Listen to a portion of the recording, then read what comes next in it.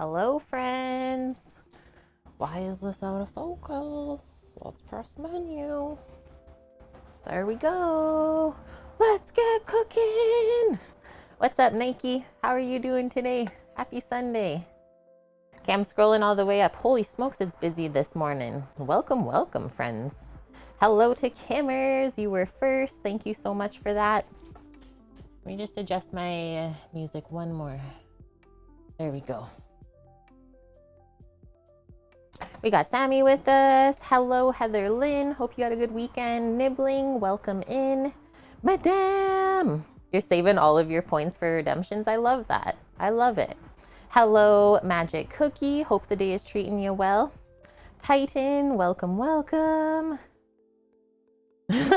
Sammy's going to be smoking Nike this week. Classic. And hi, Annie. Hope you had a good week at school. Hopefully it wasn't too crazy. Hello to Suki as well. Good afternoon. T. Casella, welcome.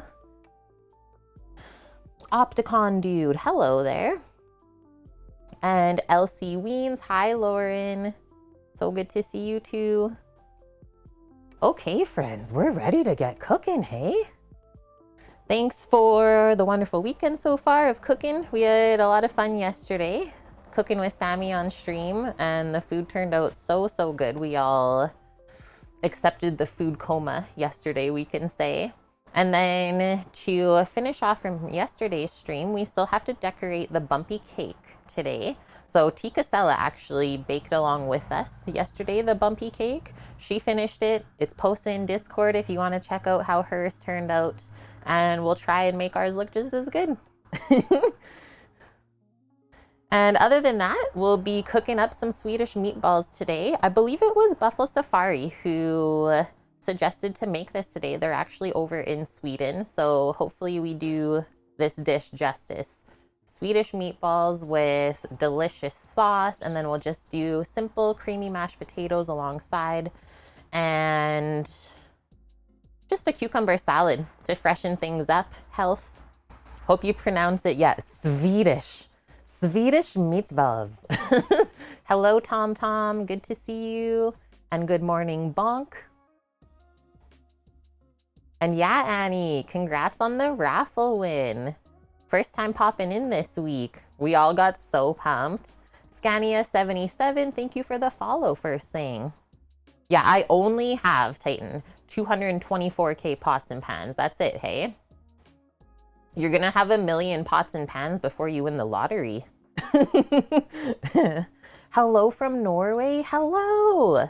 You're not the only Norwegian that watches the stream. That's so cool. It's all good, Lauren. Yeah, sorry for missing anybody. It's fine. And hello, Mario Maserati. Welcome back. Oh my gosh, we should have got Sammy cooking this one today. He's such a good Swedish chef.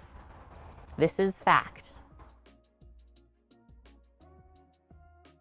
Aw, thank you, Opticon Dude. I appreciate that. Okay, did we get... Cookie posted the recipes for you all, so save those ones up. And then I already told you the menu. So, one thing we didn't do yesterday when we were both cooking together is I didn't even use a prep list at all. We didn't write anything out. Surprising, everything turned out great. So I will do a list for myself today just so we can streamline everything. We like to have pretty quick and easy Sunday streams. This one might be a little bit longer. I mean, brunch is probably the quickest thing that we can cook on Sundays, but we like to switch it up kind of every other week. Do a brunch item and then go back to something more savory or lunch or dinner. Yeah, how cool is that too, Annie? Dust going to see Cheese Pizza in Atlanta. I'm so pumped. Like, just makes me so proud of the whole Twitch food and drink community. Bonk runs off to Discord because you always forget. It's okay, Bonk. And Mish. She says, happy meatballs. Thank you, Mish, for being here for 15 months in a row already. So happy that you found us. I am honored to be a fellow Canadian. And thank you for all of the feta antics. Ooh, we might actually sneak a bit of feta into the cucumber salad today. Okay, so I'll post up some of the recipes for myself too. I don't believe I've ever actually made Swedish meatballs from scratch. You know, when you're like younger and you get the pre-done meatballs that are already cooked through, really not the best at all. So today we're gonna be grinding, I got a beef blade roast, which is in between, we looked it up, in between the chuck and the brisket. Is that right? No, in between the chuck and the short ribs. So kind of like the side here. So it should have good marbling and beef flavor, and then we'll just kind of bump it out with a touch of the pork belly that we trimmed out yesterday. So beef and pork meatballs, and I'm gonna leave breadcrumbs out. I don't like to bulk out the meatballs with breadcrumbs. We're serving it with mashed potatoes, so I don't think we're gonna need any extra starch there. And I'm not worried about the meatballs falling apart at all. If anything, we'll just add a few eggs. That's about it.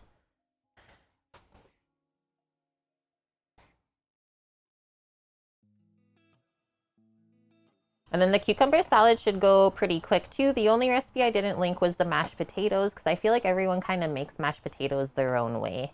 We're gonna go pretty simple today with the mashers, probably just a bit of butter, sour cream, and maybe a little bit of whipping cream if we feel like it needs it. Other than that, we'll let the meatballs really showcase their flavor in this dish. And I chose this recipe today from Cafe Delights because it's actually a genuine recipe from a Swedish grandmother, she says.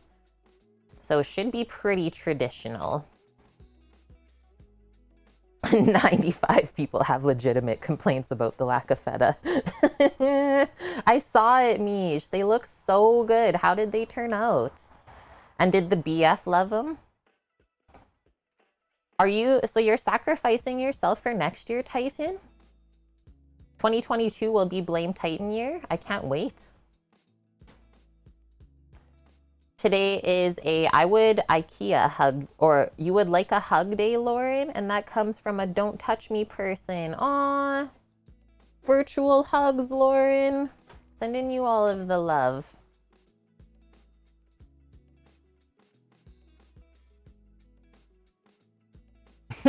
Torino, welcome back.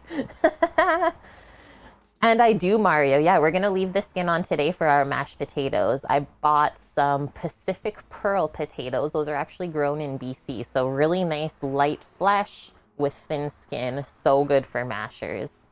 So, so good. Yeah, that is a good thing, Bonk, is like in person. If you want to hug someone, you should always ask for consent first, because some people don't like to be touched, and that can cross a boundary. I was like, why is Sammy messaging me? So here's this. After Little Valkyrie picked up their food last night, we never heard back. So we don't know if we killed them with the pork belly burnt ends or not. We're kind of worried. So Sammy just messaged them. And these are our hype sirens.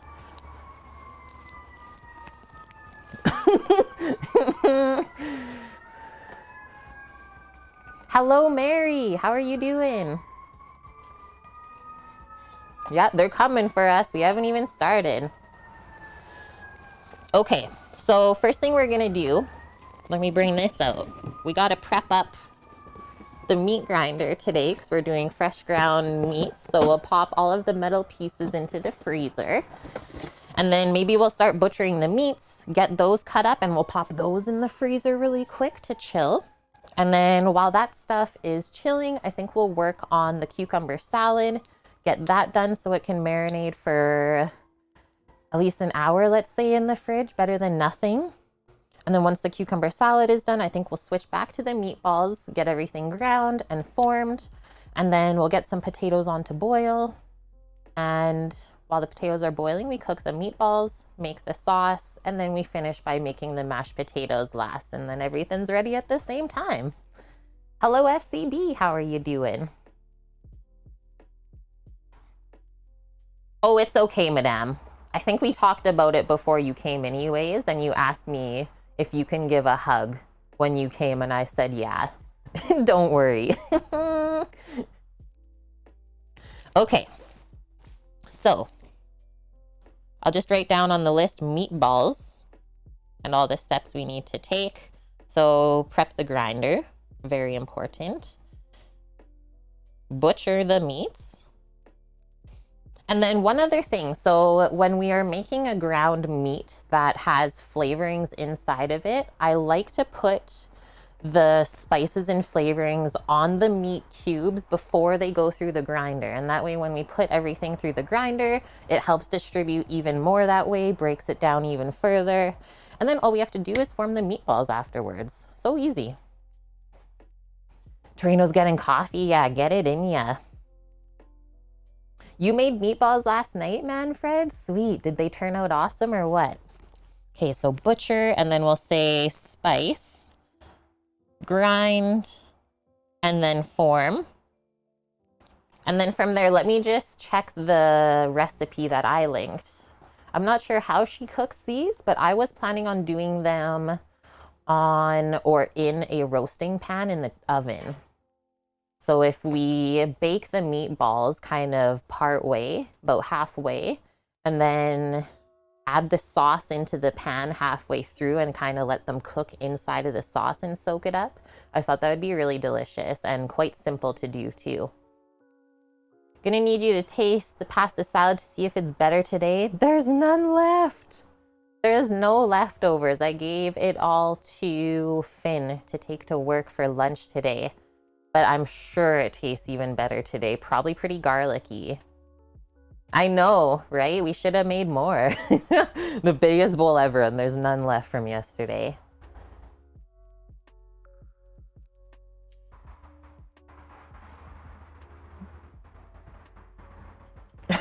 Madame, that's so cute. Okay, form, and then we'll just say bake for the meatballs. And then let's not forget this sauce. What is this sauce that they do it? So I know that just reading through is it's not traditional to serve the Swedish meatballs with the sauce.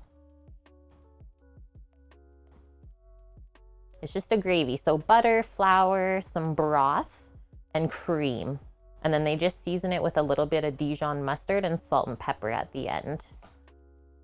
So like a creamy sauce, really. And maybe we'll be able to get a little bit of drippings from the pan to put in. Annie, thank you so much. $18.69.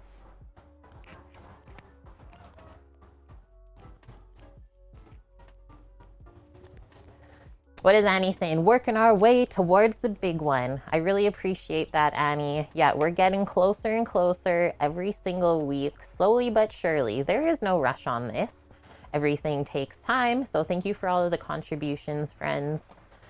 And yeah, we got a little bit of a downsized fridge situation right now, but we always make it work, don't we?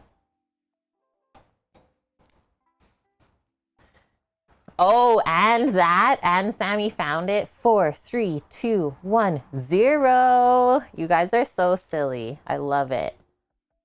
What is Sammy? What is this cookbook? Oh, the Josh Weissman one. Yeah, did anyone order that? Okay, so that's the meatballs and the sauce goes with it. And then, like I said, the cucumber salad gets done a little bit earlier. It's got dill in there. It's very, very easy to make. And then lastly, mashed potatoes.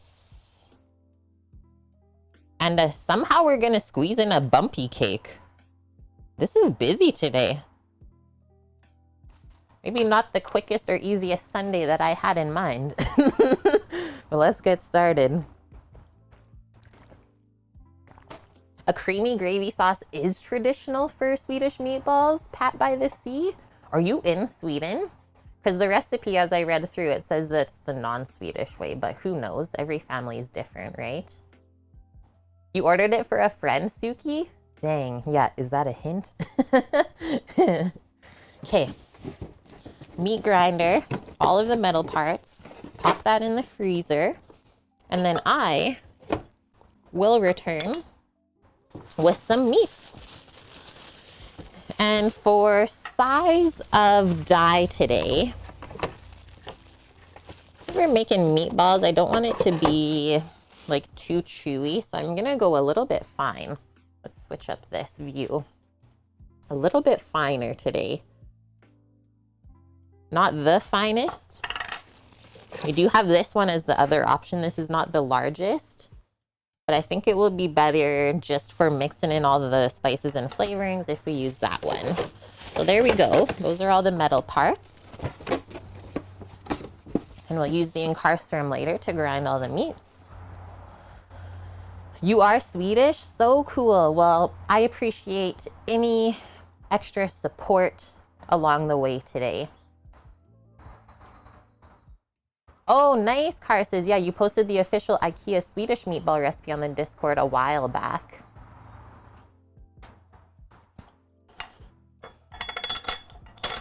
Commingle all this stuff, and then I will be right back with some beef and some pork.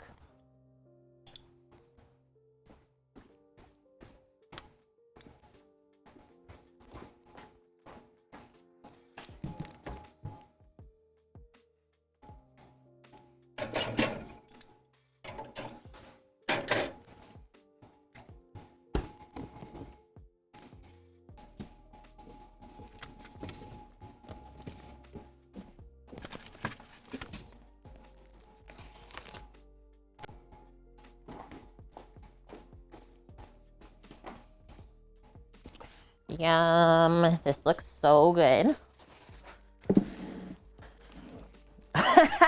The best cookie. You're welcome. And good job, wife, for the request.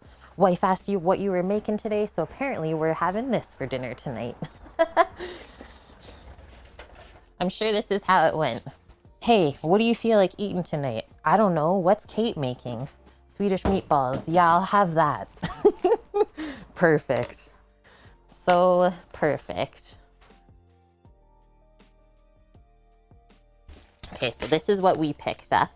Couldn't find any chuck roast, but got the bottom blade pot roast, boneless. And as you can see, really nice marbling in there. Shouldn't be too tough to cut up for us. And then just from yesterday, for a little bit of extra porky goodness, Sammy left us some pork belly trim to pop and sneak into there too. Of course, Doggo's gonna come over. Kate, you're doing the meat part? I'm here. Don't forget about me. Yeah, so we looked it up because I was like, Sam, do you think this looks like chuck? And it is right in between the chuck and the short rib. So I was like, okay, that's gotta be good. It's gotta be good. And it was also pretty inexpensive. Like cost per kilo, $17.99. Whereas like most of the higher end cuts are about $23.99 per kilo. So yeah, $36 for all that meat. That's not bad at all. It is bottom blade roast.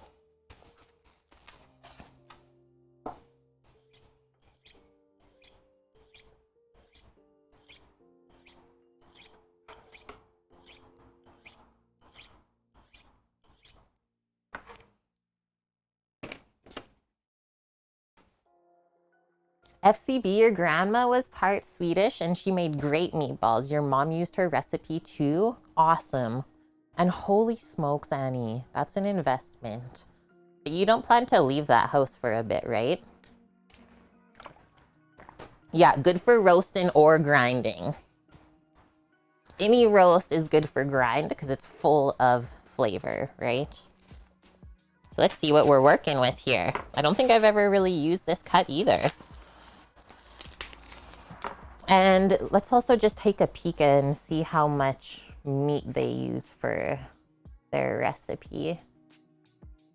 1 pound of beef mince and ½ a pound of pork.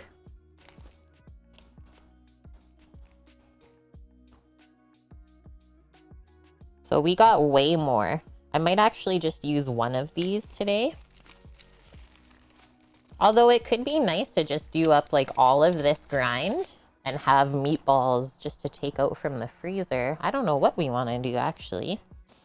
And then just before I start cleaning, I'm just gonna prep up my station here. Get a pan to put the cubes into before we get dirty meat hands.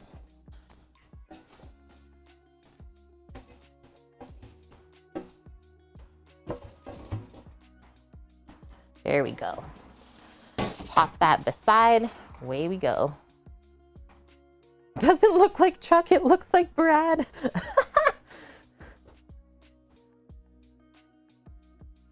Nice. PEX pipes, that's gonna be awesome, Annie. Okay. This looks great. I'm excited to get into this. So there is gonna be a touch of cleaning that we have to do, but I'm hoping not too much connective tissue to clean out of here. Take off the string. They just did that for the roast, if that's how you wanted to cook it. And then right away, I saw on this underside, there is some connective tissue. See how you can just kind of pull it up? It's a nice thing about beef. It comes apart really easily. But then there's also some fat. You don't have to clean off all of the nice hard fat, but we do want to get rid of some of this sinew because it won't break down even once it's ground and cooked. It'll kind of just get more rubbery the more you cook it. So start making a little trim pile here. And then how does this all separate? I can see a bit of shiny stuff here. Kind of dig your hand in. Open that up.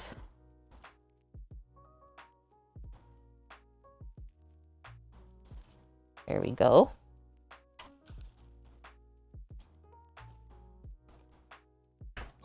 Take that part out and a little bit from that part.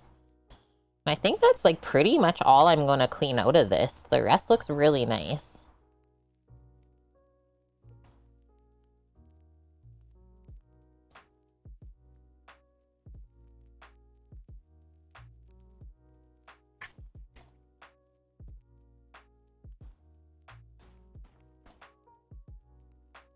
Hi, Game Brain. Good to see you. That's a bigger meatball. Soon. It will be soon.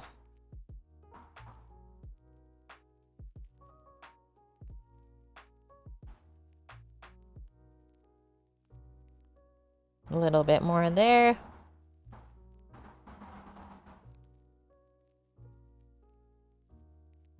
And then, okay, there's a couple of little bits in here. I might just try and like cut that out, just like that.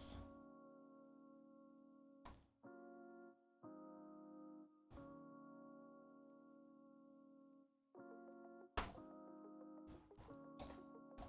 gonna open up this part a bit just to see if there's anything weird. No, it looks all good. Just wanted to make sure there wasn't like a vein or anything like that because I saw a bit of a bloody piece there. So that's all clean. Let's finish off this one right here. I think I'm just gonna do that line because this is just nice fat we can keep in. Fat equals flavor. And also we need it to survive.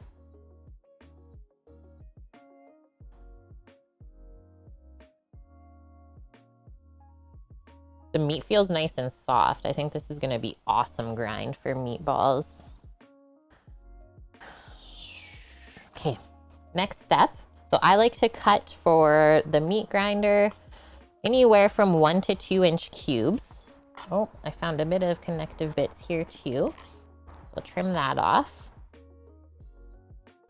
And that way it goes through the meat grinder really easily and the grinder doesn't have to struggle when we're pushing it through.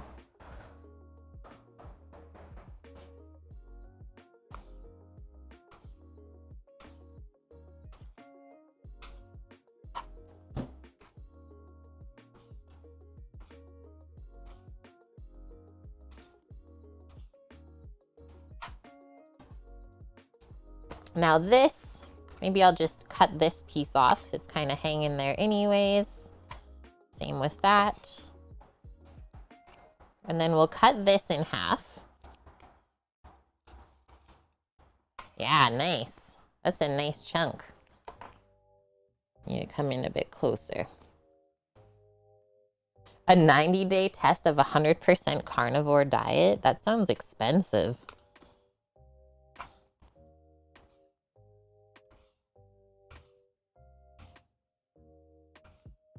So far, I am loving this cut for grind. If this is like the small pile that I trimmed off, that's awesome.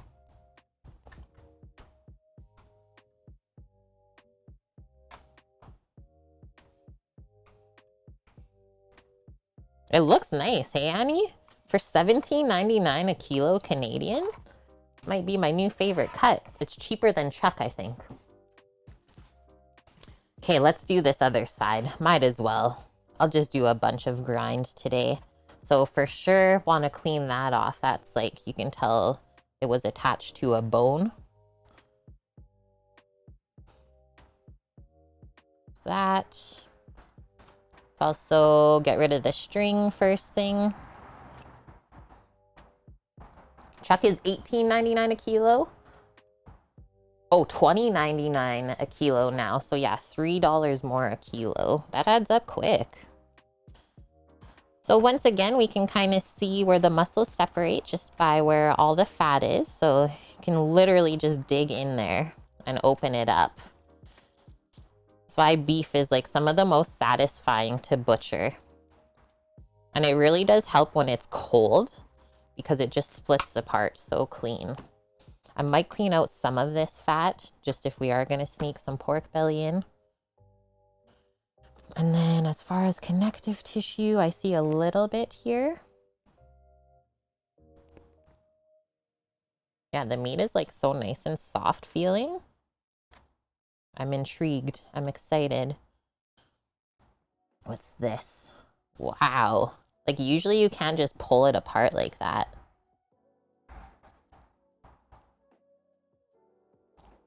And what were they saying when we were at my culinary school on Monday? They said the price of meat is about to go up.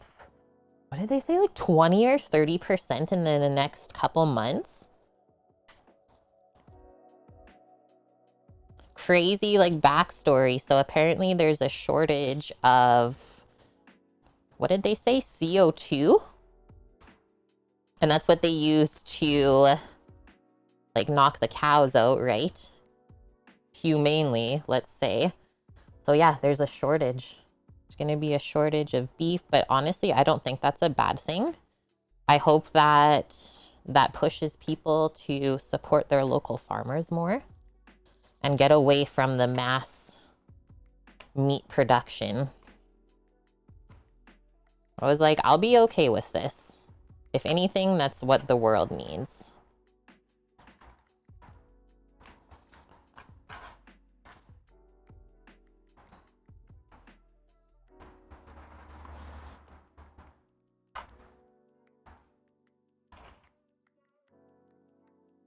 I know, right? The irony. If only you could like suck it out from the pollution.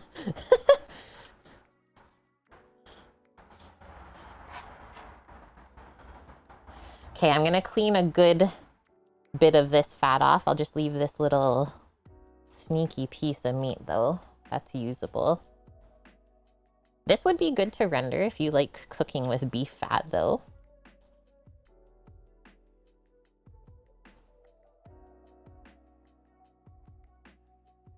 Beautiful.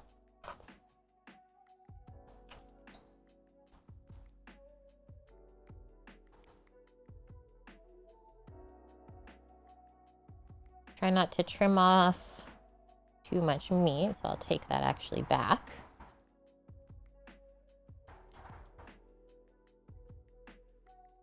There we go. I think that was good trimming. Okay, once again, I'm gonna slice that in half. And in half again.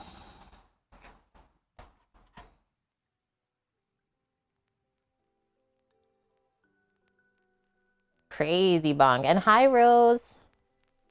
Yeah, if you shop local, there's no CO2 needed. Exactly. The animal is not stressed. You're right. You got it. I hope it creates some changes. Like that? That's heavenly looking. It's like so perfectly marbled. So yeah, this is Canada AAA. Second from the highest grading available. for Canadian beef. That's all it is, Annie. Yeah, you're right. It's just the mass packers. Okay, now, so here's all of our beef chunks cubed up. Let's get into the pork next.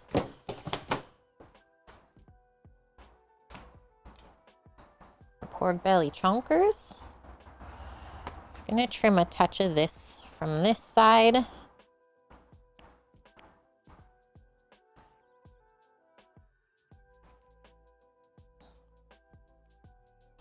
And then I want to ask, because the new season just came out on Netflix and Sammy and I crushed it the last 2 days. Anyone ever watch Meat Eater?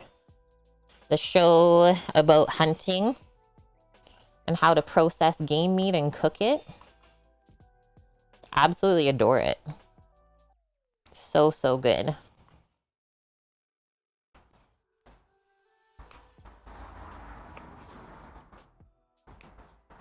Proper hunting. Yeah.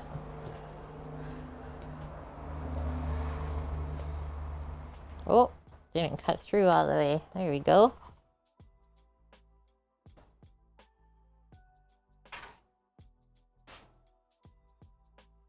Boom. And yeah, look at the difference just between the color of the pork fat to the beef fat. It's so white, right? Beef fat has this little pink hue on it. So that was really easy to butcher up. So I think before we even pop this into the freezer to chill, we'll spice it up now. Just get rid of some of this butchery stuff because we're done. And I'll wash my hands up and then we'll grab some ingredients.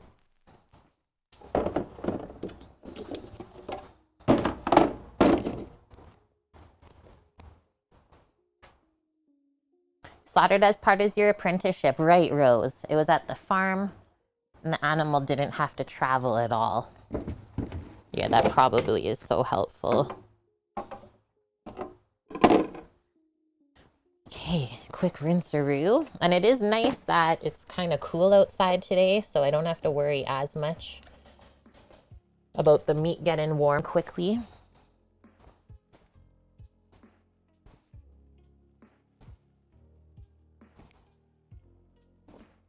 Okay, so meatballs. We prepped the grinder, we butchered the meat. What kind of spices do we need here? And hello, Hassan. How are you? Okay, so there's a couple things that we will leave out of this until after everything is ground together, like the egg, a little bit of milk if we want, but I think the milk is more for the breadcrumbs than anything. So we'll leave that out. So egg, but we'll put the garlic, salt, black pepper, some all-purpose seasoning, they say. So I'll use like a Cajun seasoning. Half of an onion finely chopped up. And then some parsley. I think I'll throw a little bit of thyme in there too. And then it's just butter and oil to cook them later. Okay, I'll be right back. Garlic, I got salt and pepper out here. And onion, some herbs, and all-purpose seasoning. Perfect. And hello, Forensic Barbecue, welcome. Are we gonna add crushed ice to grind it? I wasn't planning on it, Rose. Yeah, I don't typically, and also we don't have an ice maker here, so there's that. Thank you as well, Sammy, gifting the sub to Hassan. Welcome to the kitchen crew. And hello, Suzanne Likes Cake. Sam, how have you followed since 2018 and you've never been gifted a sub? So awesome. Welcome to the kitchen crew. Okay, hold tight. I'll be right back.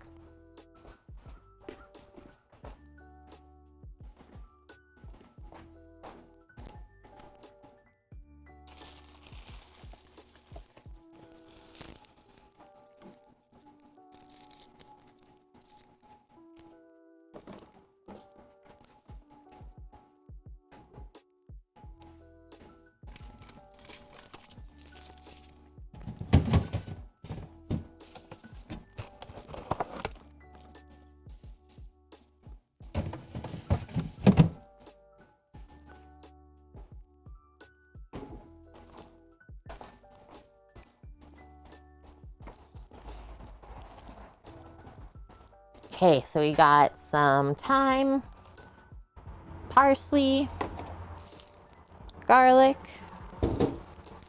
onion, and Tony's. First thing I always do when we're prepping stuff for grind is I find it's easy to season this now. So I always sprinkle my salt and pepper first, just for even distribution, and then we can add all the other flavorings in. Yeah, this backyard is prime for raised beds. It is. Yeah, it gets a good amount of sun.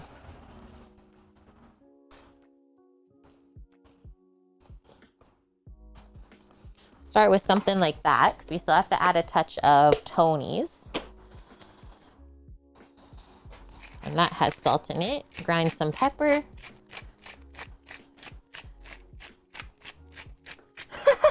Perfect forensic. The wife's sleeping in our living room next to the kitchen, so I'll watch you prep instead of doing my own.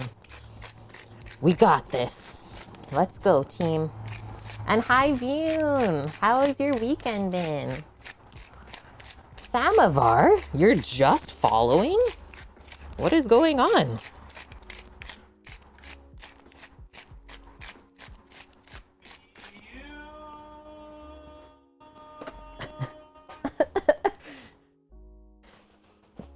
You know what I just thought of? Is like, has anyone ever tried to sneak something like this into like a meatball or ground meat thing? I think that would be so flavorful. Oh, the new settings. Word. Cool. Yeah, we have this here. So I think we'll be switching over tomorrow to the new settings for verification. Check out that link, friends. Twitch is switching things up to battle the bots that are happening. Yeah, it was Bouillon. Bonk. Or is it already switched? Vune might have already. I know we talked about giving people some time. I'm gonna measure this all-purpose stuff just in my hand so we don't overdo it. We'll go like that because the salt is a lot more finely ground. And therefore it's gonna be more salty. Okay, you're not touching it. It's a big set-in. Perfect. Okay, now let's get into our herbs. I'm gonna use all of this. Why not, right? It's gonna be yummy. So all I'm going to do, because the grinder is going to do a lot of work for us, is just pick the herb off of the tough stem.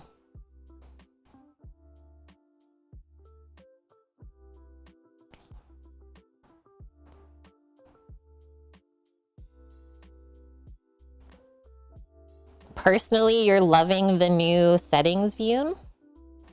Well, yeah, I'm sure as like a mod on Twitch, probably so much better. I think it's gonna like make and help me always feel more safe. And hopefully it helps our community also feel more safe, right? Don't have to worry about any shenanigans happening out of the blue. Game Brain, your friends are complaining about follow bots versus chat bots. Curious about what you guys are referring to. Both, really. It's all kind of grouped together. And hello, Hybrid. This is the hardest part for you. Yeah, you need like kind of dainty fingers, right? To do a good job of picking, especially thyme off of the stem. It's quite small. And hello, Derp Squad Dave, as well as Greek. Welcome, welcome. We've missed y'all weekend. Oh, Vune, I like the new setting, but I was actually talking about the political party. Yeah, the one we were talking about the other week, but Mish wasn't around. Mario, yeah. No, I'm gonna get banned. You've never heard of the hate raids? Oh my gosh. People have been battling them for so long.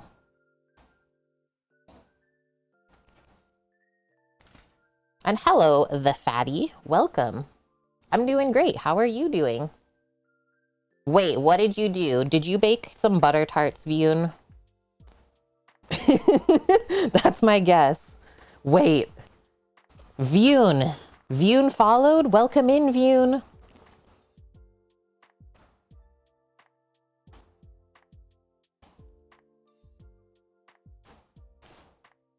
You've been busy this weekend, Greek? Well, I hope you've been enjoying it, though.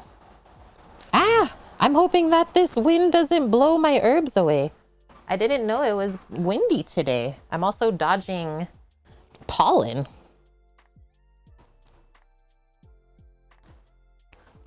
Mary! You gotta get used to it because basically all of Twitch is gonna be switching over to it. So yes, we are going to be implementing that system, especially because we are a Twitch partner. So we have to set a good example for the rest of the platform too. I don't think it's a huge thing to do.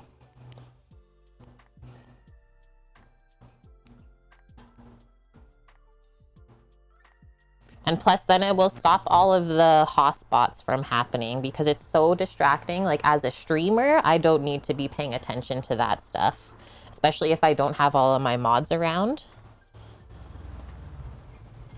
So there's many reasons why it's happening. Got finals coming up in one of your culinary classes. Have to make 2 of the 5 mother sauces at random and 2 small sauces from them. That'll be a good challenge. Okay, so we got all the time, and we don't have to break it down any further than this. Is the meat grinder will do the rest for us. Let's pop that in the meat container.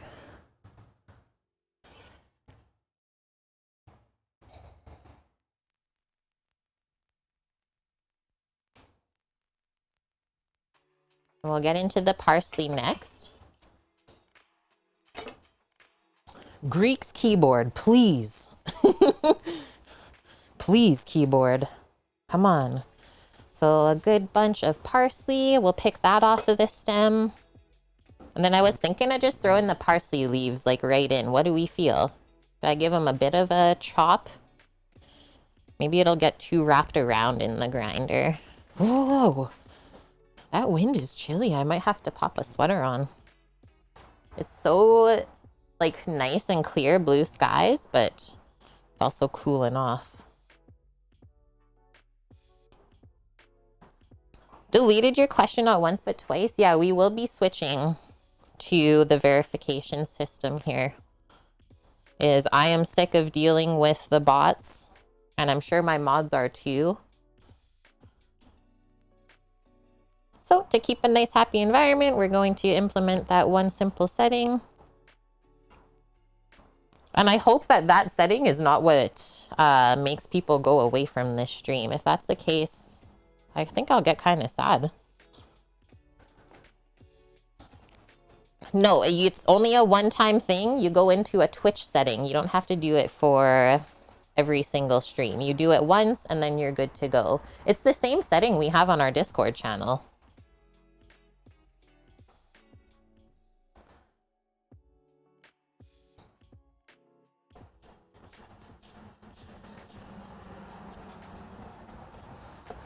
Just a little rough chop here. I think this will help the parsley along in the meat grinder. There we go. And then we'll use some more parsley for garnishing the dish later, freshly chopped. Couple more things. Let's get some onion. I'm only gonna cut off a little chunk here, like that, because it's pretty big. We'll peel that off.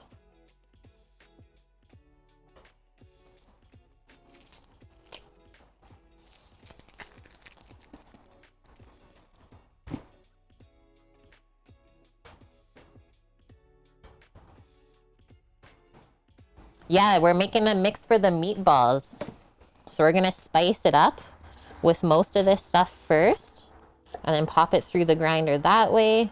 And then to form them later on, we'll just add maybe 1 or 2 eggs. We'll see how much grind we end up with. So there's our touch of onion. And then we'll just mince a little bit of garlic in here and mix it all up. See how we feel. So far it's smelling and looking really good though.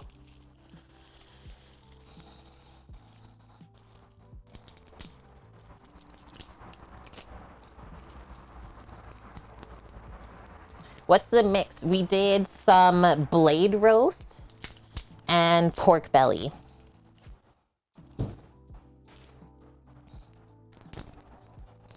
Is the mixture that we picked up today.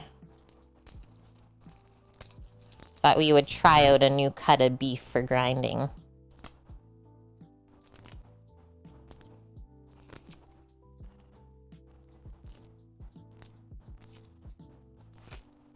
There's that. When you have to cut the garlic clove before popping it in the press, because it will not fit. Hey, Vune, thanks. Oh, I better move this before the wind blows it all away here. I heard the breeze coming. Our price is going crazy there too. Yeah, we have noticed a difference for sure.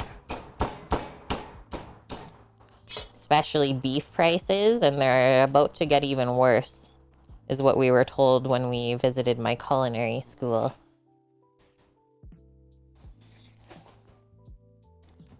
You have fallen in love with garlic. Yeah, you have. Okay, here's this. I think I even have to cut it smaller. No skimping on garlic in these meatballs. You're welcome.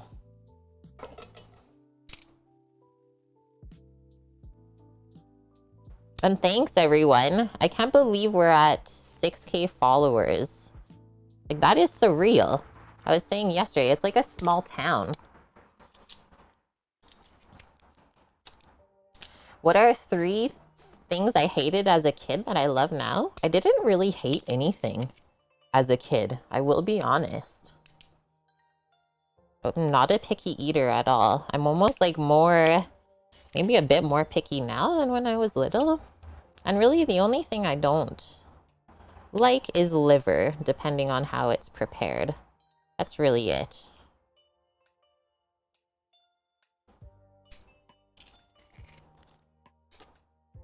Eggs, steak, and broccoli? Yeah, I liked all of those things.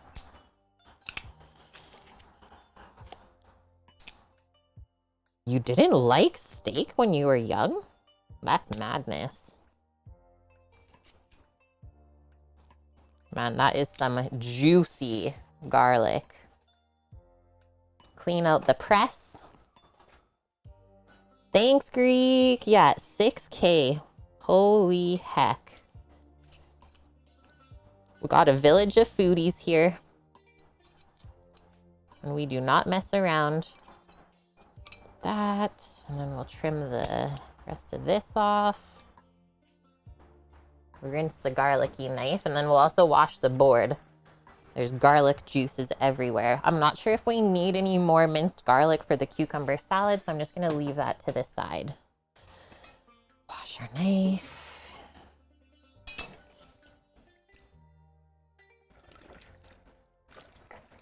Okay, meat's all prepped up.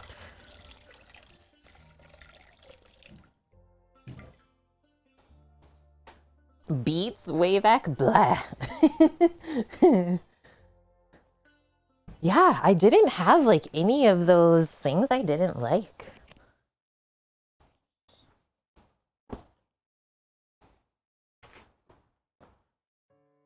How does the new Twitch setting work? I actually have no idea yet, Greek, because we haven't implemented it yet.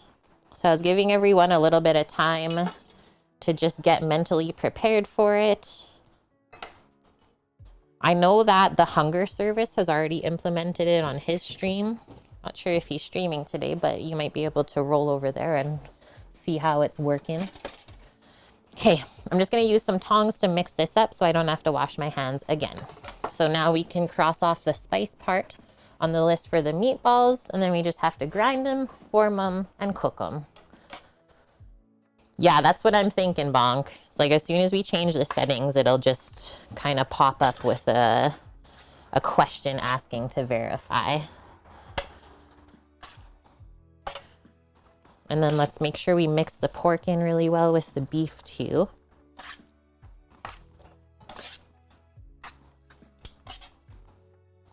the less that we work the ground meat later on, the more tender and juicy our meatballs are going to end up. The more that you work meat proteins, the more tough it's going to end up.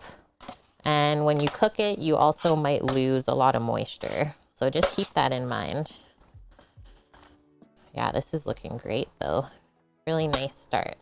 And I was thinking I would just season it the rest of the way later when we cook it.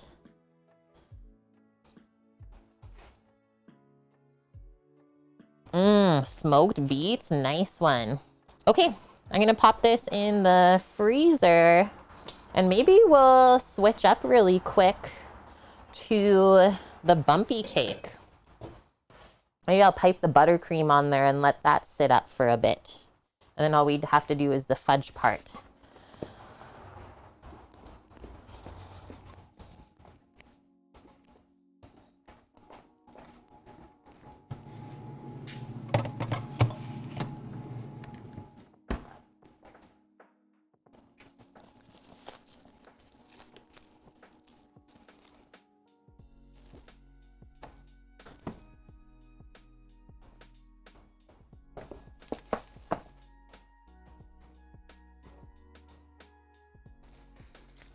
Hi, Wilson. How has your weekend been? Brussels sprouts taste like grass clippings to you? That's interesting. Okay, so this was like more domed yesterday, I feel. Oh no, let's sneak this out. We'll pop it on a board for decorating. See what we're working with here. Cheese, welcome.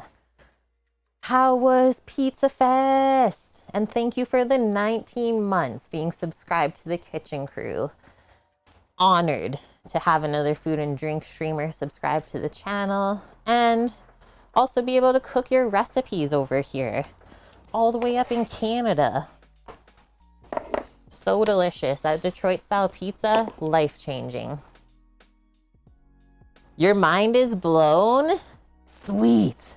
80 pizzas in 6 hours? Is that why you were asking me like the max amount of pizzas I ever did? And I was like, as many as the pans that we have. Okay, sounds good, Annie. You go get those tests graded up. Thanks for hanging out. Thank you for the donation this morning. And hi, Farby. I'm doing really good today. How are you doing? I feel much more alive and energized compared to yesterday. Yesterday was just like a gray day that I think made me feel that way too.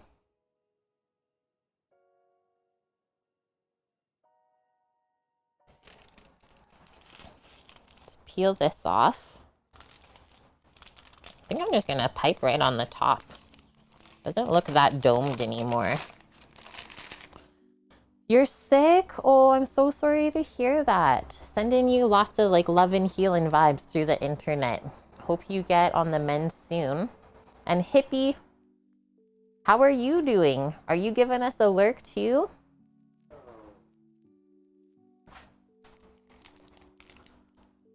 Sweet cheese, that's the oven you got to use? That is so cool. Okay, so let's gently tear off our parchment.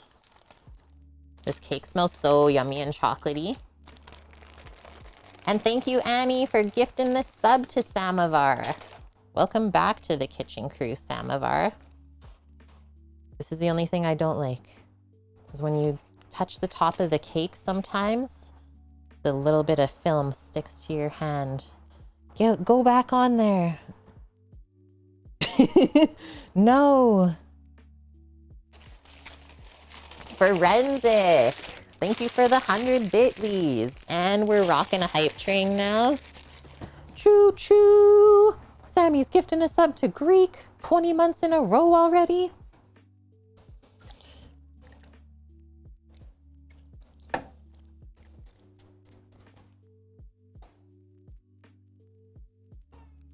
Thank you, Suki, for the 500. We need to open this up even more. Okay, done with this. Pop that in the dish pan.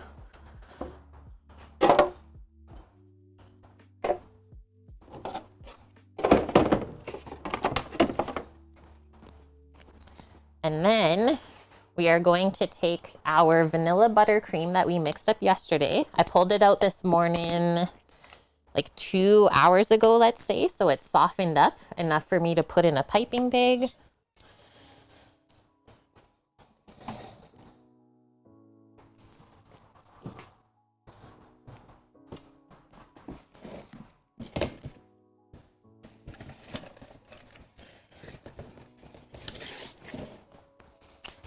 We have plain piping bag and plain piping tip. Fold over the top just for ease of filling it. Yeah, this really soft. Holy smokes, Forensic. And Kimmers, I can't even keep up right now. Thank you, Kimmers, for the 500 biddies. Forensic is gifting 5 tier 1 subs to the channel. Thank you for helping to build up our community. Let's welcome in Happy, 0, 1, 2, 3, 4, 5, 6, 7, Zarasu, Merlion, Barracuda, and Megalig. Okay, sneak in our pipe and tip down. Press that into there nice and tight. Oh, check out the recipe that we have linked, Game Brain. It's like a Swedish cucumber salad. I've never done it before, so it's new for me too. Heather, thank you for the 5 biddies. You guys are crushing me with all the love first thing. I'm just gonna use a little spatula, I think, to clean this out. And then one other thing we can do just to help ourselves is it's always easy to fill a piping bag if you can like sneak it into a cup or something to hold it for you. And then notice how I folded over the tip so that none of the icing would come through either as we're filling it. Hello, Manson. Greetings. Hello there.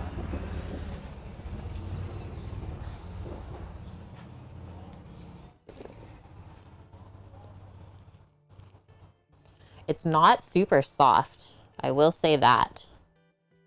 It's not the softest. Just determining right now how I feel about this.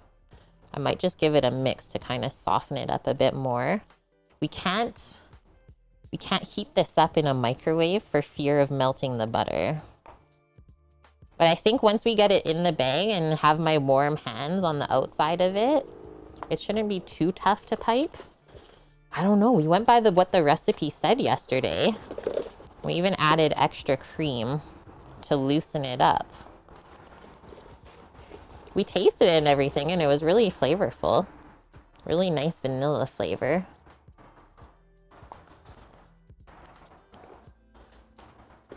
Might just not be the best buttercream recipe out there.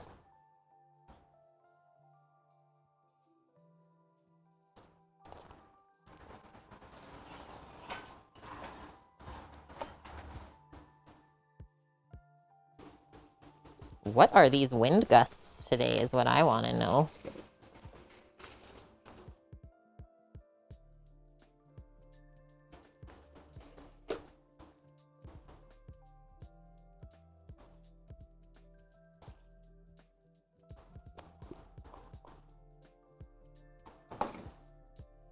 Last little bit.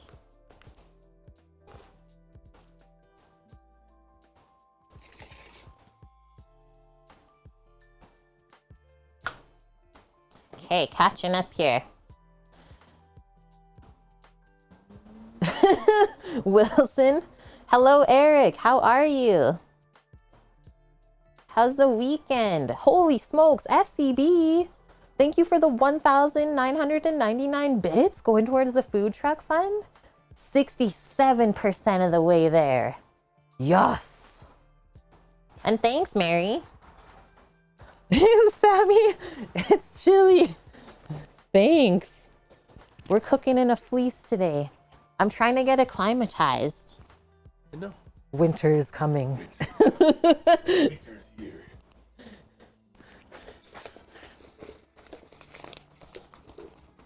Okay, now that we filled it, we can shake it down a bit better. Usually I can do this too if we put it flat on the board. Yeah, turn on the grills. No, we don't have that much pellets. Where? In the car. Oh. You need them? We might, yeah. Just to heat you up? No. You get the dish heater. I'm not even that cold. Okay. You're just playing it off. Oh, I was just getting bugged by the wind because it's blowing everything around. It's breezy. It was not breezy this morning. Eric, thank you for gifting the sub to Manson. Welcome to the kitchen crew, Manson. It's 87 degrees there, FCB. Okay, this seems pretty good to pipe. She's thick, but maybe that's how it's supposed to be. So I'm just working it up through there. Yeah, pretty thick buttercream, but not judging until we pipe it. And yeah, the temperature here today,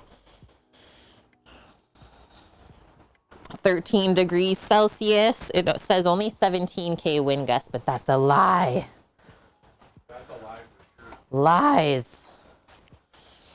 Okay, center this up. And what we're going to do, I believe we just pipe 2 bumps down the center of the cake. I need the recipe. In case all I just did. Strips down. Yeah.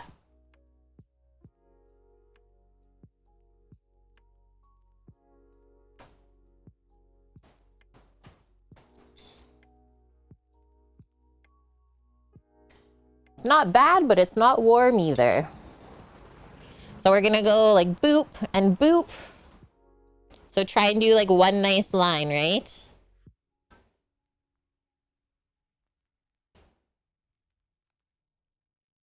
These are the bumps in the cake.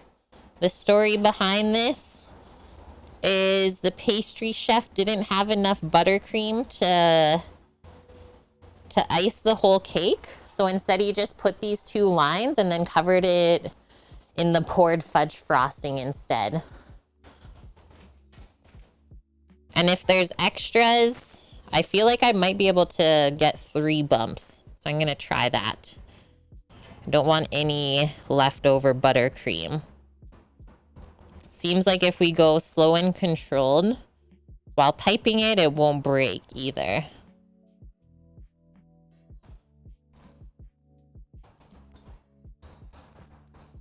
Twist it up again. I'm feeling good about this. Ooh, yeah, the mayo cakes are pretty crazy, Annie. But I mean, if you think about it, it's just really eggs and butter. Okay, there's no way that's 17 kilometers an hour. Can we not blow the dust everywhere? That'd be great. Brad. You did 7 lines going the other way? Ah! Okay, I still have a little bit left. I think I'm gonna try and sneak one there. Olive oil cake is actually really delicious. That's a Italian thing. We should do that coming up. I think there's a yummy one, like a citrus olive oil cake with oranges. Because like oranges are a total wintertime thing. Astra, no. I don't need you to clean up the charcoal that fell on the ground yesterday. I know it tastes like meat and tasty things, but it's not good for dogs. Oh no!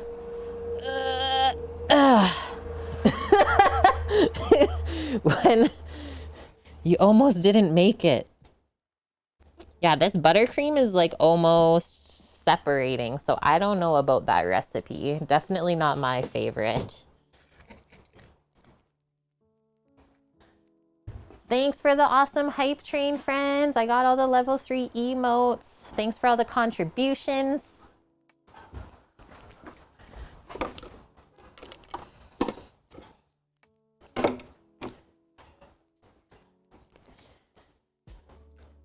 Okay, so since it's cold out, I don't have to put this back in the fridge. Oh my gosh, Swilliams, how did they turn out? Insanely good. Insanely good. You should go check the VOD yesterday. I didn't get a photo when we cut one piece in half. Here's the finished plate, how it turned out. Absolutely delish though. Perfect like outer crust, and then the inside was so nice and tender still and juicy. And that's a yeah, meat candy. Okay, so there's the bumps. I think I gotta go warm up the poured fudge frosting just a touch until obviously it's pourable. And then we'll do that next. And then that can go set up in the fridge. And hopefully it doesn't literally pour all over the board. Now I'm nervous. And now Omat's here. Hi, Omat. How was your weekend? Did you do anything fun? And hello vicariously through you. Hey, I'll be back in about 30 seconds.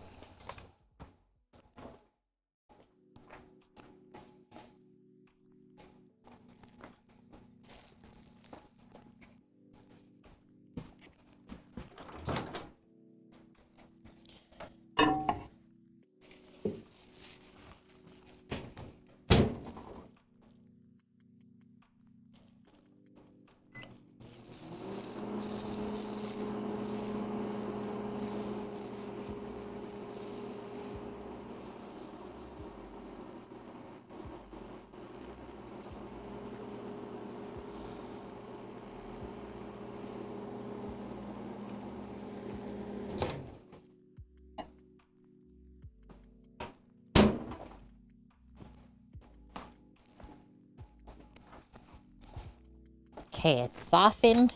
You need to come in? Come on in. It's pretty crazy. Or are you staying out? She's like, I honestly don't know right now, Auntie. So there it is. Basically just microwaved it enough so that it's movable now. And then I think we should try and mix it because it has this little bit of film on top. I don't even want to be out here right now, if I'm being honest, guys. It's so crazy.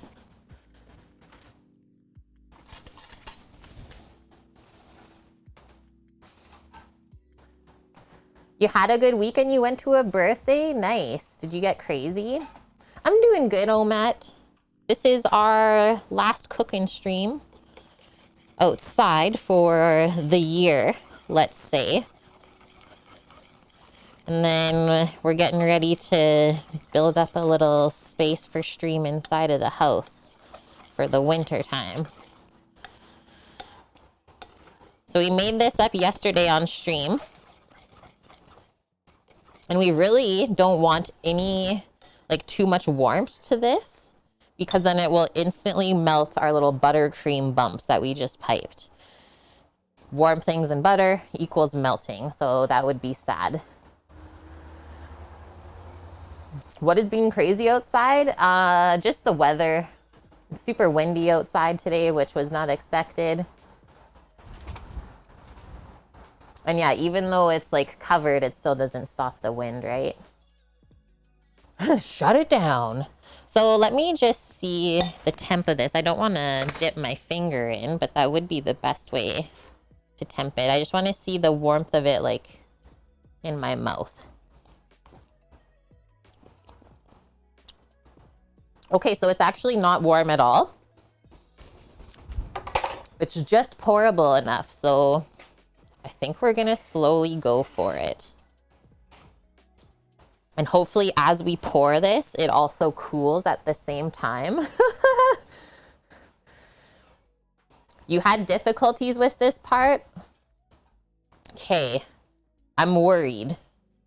I maybe should have kept this in something with a rim, but I guess we'll see. And sounds good, T. Casella. You go get your peppers. Is it still gritty? It's actually not as gritty, Buffalo Safari. Nowhere near as bad as yesterday, so maybe it just didn't get warmed enough. It's so chilly here, Williams. It's such a chilly day and it's windy, even though it's completely beautiful blue skies. Okay, let's come closer. Yeah, Sammy had to bring me an impromptu sweater. Maybe I'll start in the middle.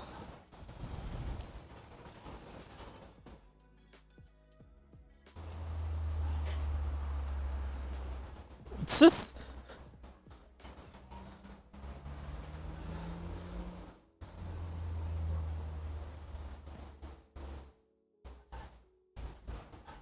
the wind is cooling it as we're pouring it.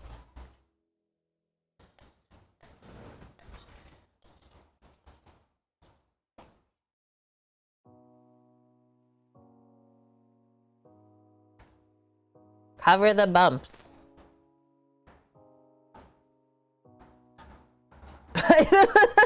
I don't know.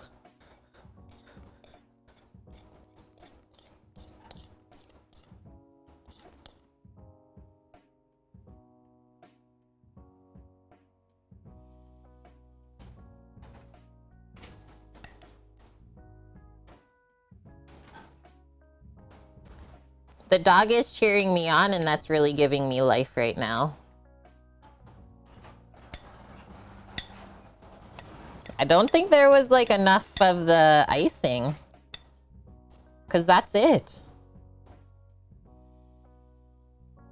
I don't know what to say right now. Actually, it looks not bad. What I'm looking at and what you can see on camera is different. So I'll let you guys see what you see. I'll pretend like it's perfect.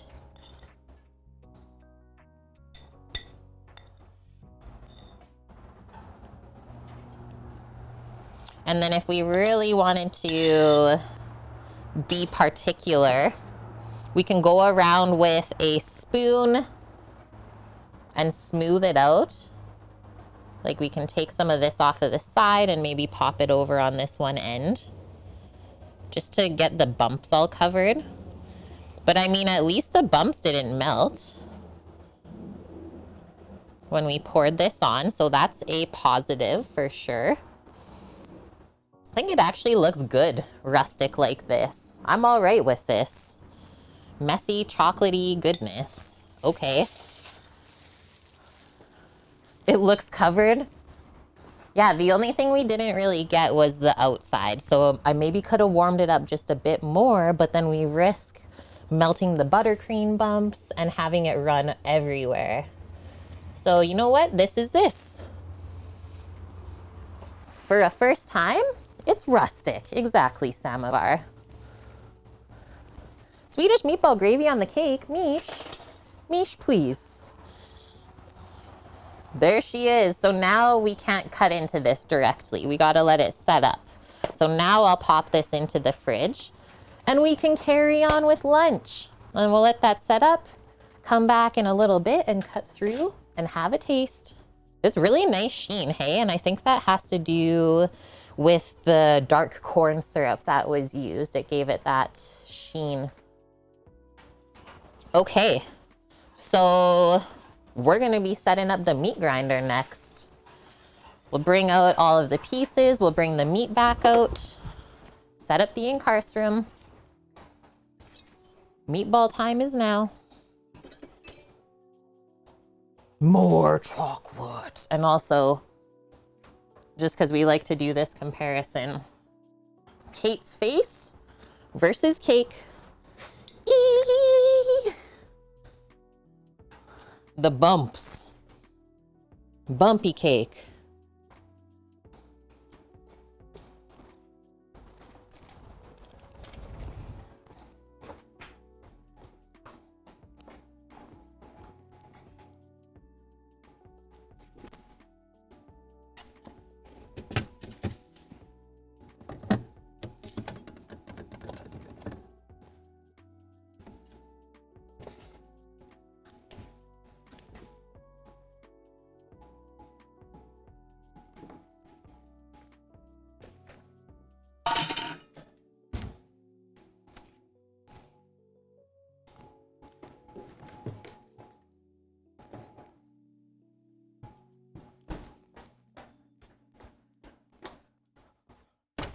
I'm coming.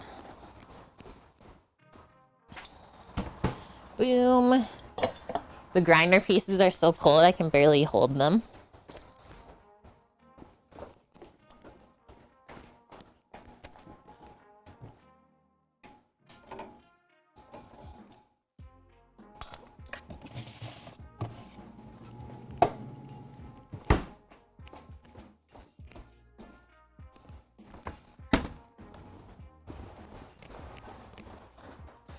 And the meat.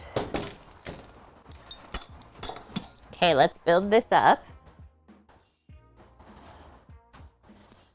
First things first, pop this onto here. And we tighten it up.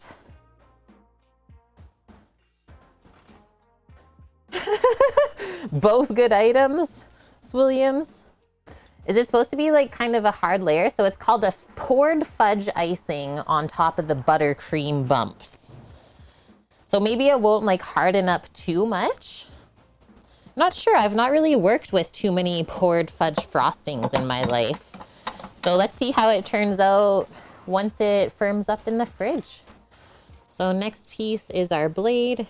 We want those ridges up. Add the die next. Close it on up. Sometimes if this is too frosty, it'll need another little tighten once we start running it. I always do a little test run just to make sure everything's happy. No weird sounds or anything like that. And always build up the grinder without the machine plugged in. I'm actually going to take a really quick bathroom break before we get into this. So hold tight. I will be right back.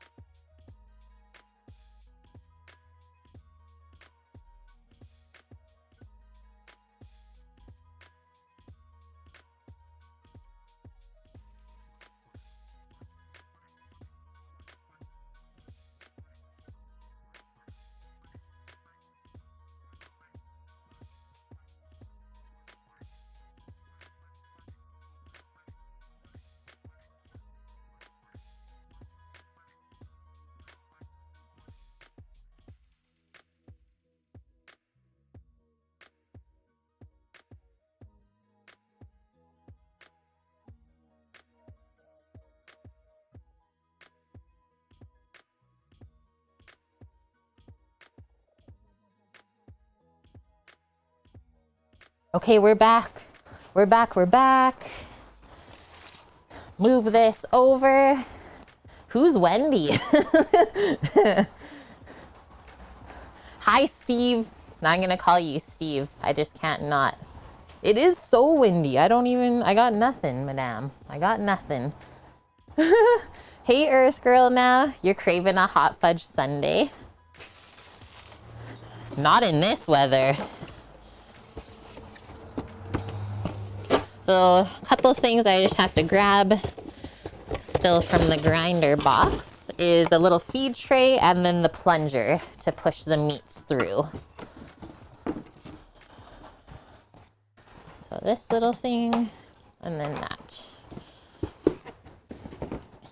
So we got our spiced ground meats here. I'm just gonna grab another container to put the grind into. Pop that there, put this on the other side, and then I like to just put a glove on while I'm adding the meat into here, just to stop any cross-contamination.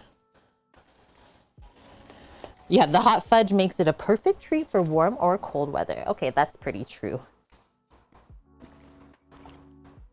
I don't think we can test any of this on the dog because of all the spices and flavorings in it. But that would be a good idea, Buffalo Safari. Also, welcome. Welcome in. Okay, is this good setup? I think that's a good view setup. So do a little test turn on with the grinder. Also do a little tighten. Should not hear any grinding sounds of the metal, right? That would be a bad thing. And then for this to work on the encarcerum, I have to turn it up half speed.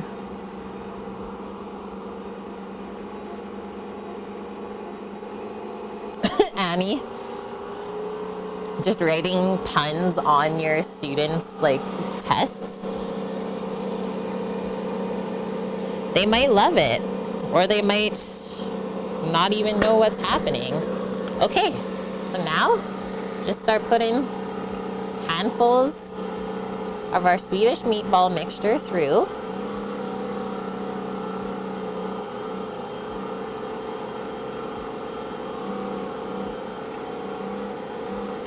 These are gonna be, well, better than IKEA's in North America, I think we can say.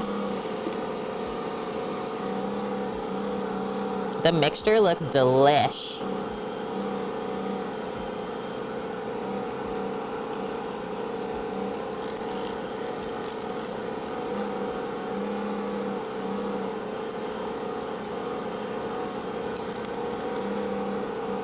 Who's Mr. Ed the Talking Horse? Should I know that? Oh gosh, now I'm in trouble. Wanna go closer? Meaty worms. The mixture looks nice and fatty. This is gonna be awesome.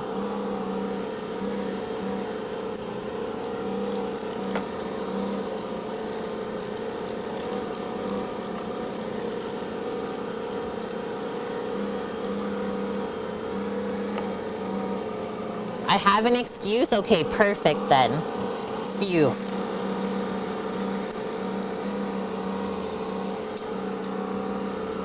Bonk nose.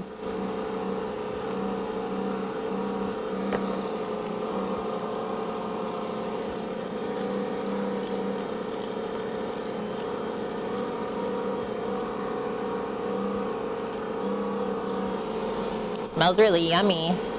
Now that all of the flavorings are getting ground into this.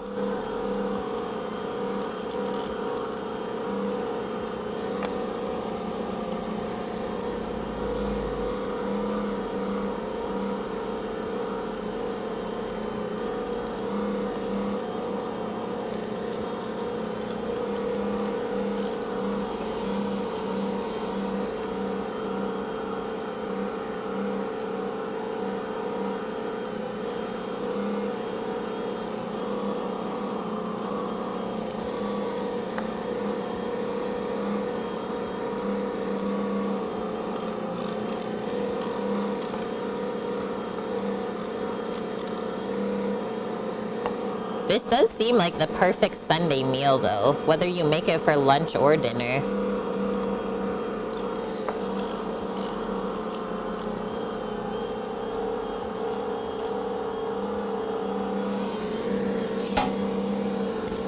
Okay, gonna clean the rest of this out.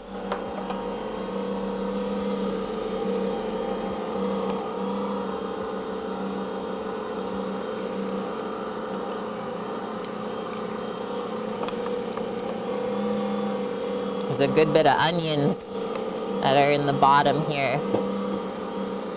Don't want to skimp on that.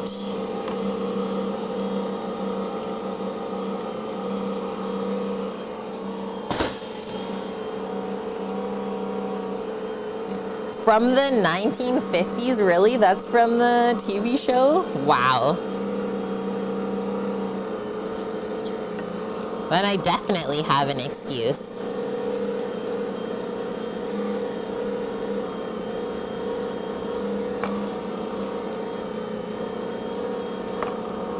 I'm salivating doing this right now.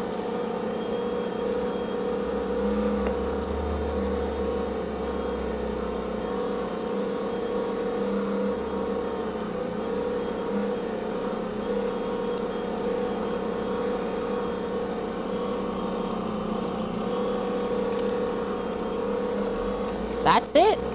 That's all of the goodness. Just turn it up a bit.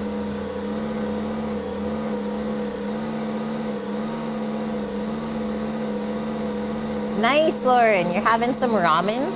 Is that the brisket ramen? Or did you switch it up?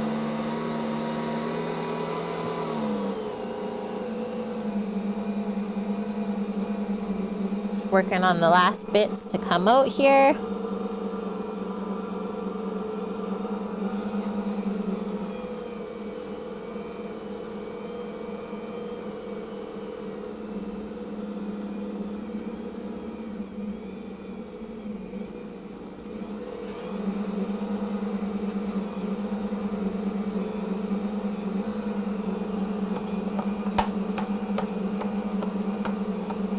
If we put a little bit of air through, right, it'll help push the meat.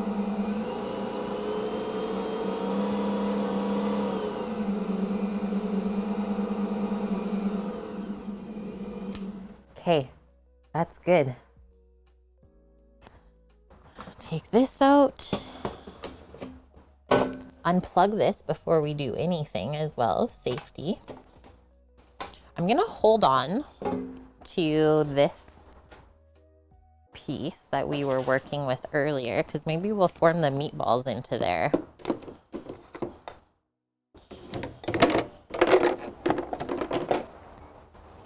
And then all I ever do to take this off, you just undo the whole piece from the incarcerum, wiggle that off. We can take this away now.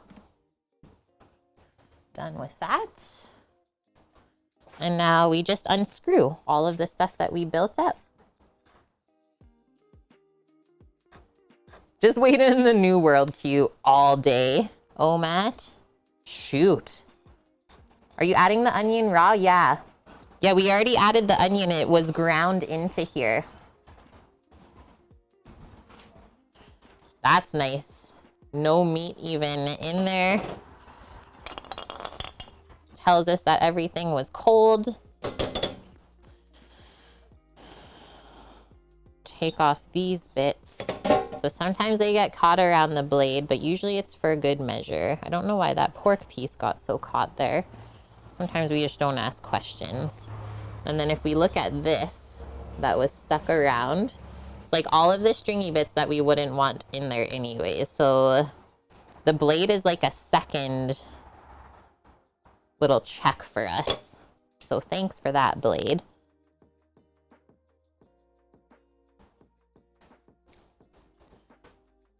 And clean all of this stuff off of the die. And there we go.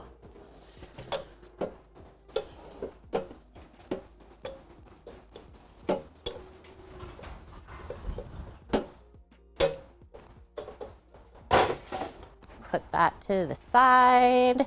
And real quick, before I even take my glove off, I'm going to go grab 2 eggs, and we'll crack 2 eggs into here and then kind of get it mixed through. And that's all I'm adding. I'm opting for no breadcrumbs today.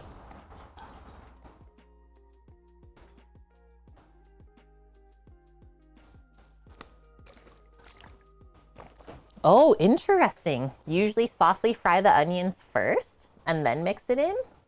I'm intrigued. Okay, hold tight. Be right back.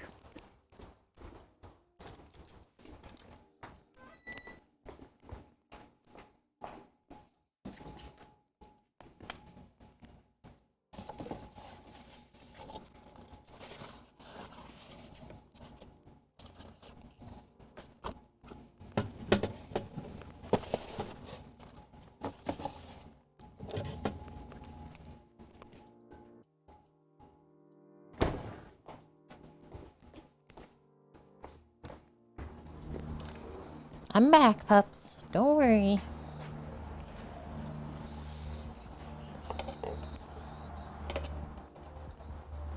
Stay. I'm just gonna crack those into a container to make sure they're good.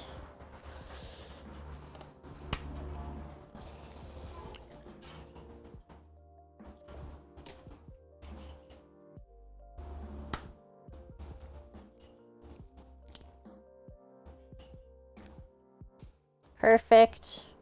And then, okay, I'll break up these, just the yolk a touch before adding it in. And then we can go for the pour.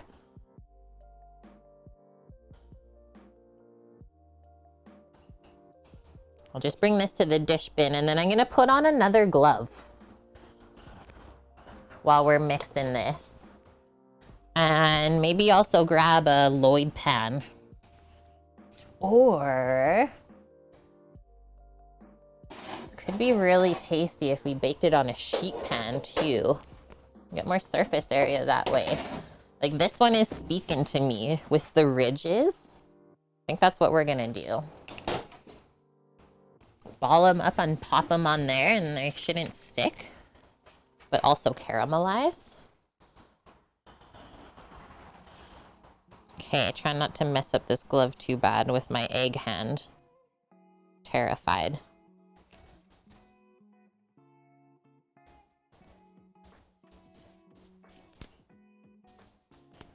Bake your meat in the oven and then put it in the chili pot? Yes. That's allowed, Samovar. Okay. Our eggs just for a bit of binder.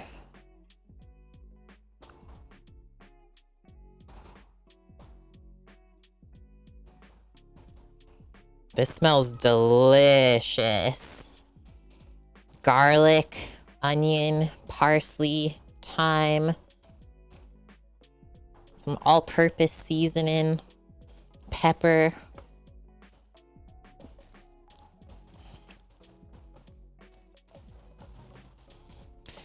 So like we were saying earlier, is the more we mix up our meat proteins and blend them with the fat, the tougher our meatballs are gonna turn out in the end.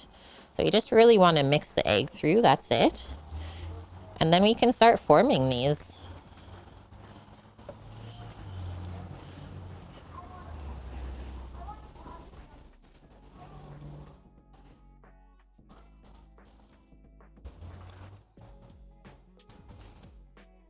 Yeah, it's pretty popular to do everything in the same pot. It's usually only when you're doing like mass amounts, like restaurant stuff, that you maybe will bake the meat or roast it first. Oh no!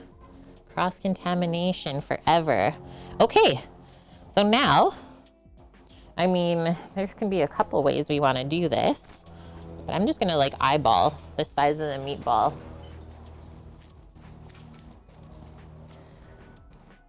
This bonk, I was gonna roast it at a pretty high heat. That's what we're doing. And notice how I'm not really like packing it too much either. And then over onto the sheet pan. Doggo's like, what are you doing, Auntie? And then as long as we don't overfill our sheet pan with the meatballs, they should roast up instead of like steaming. Is there any nutmeg? No.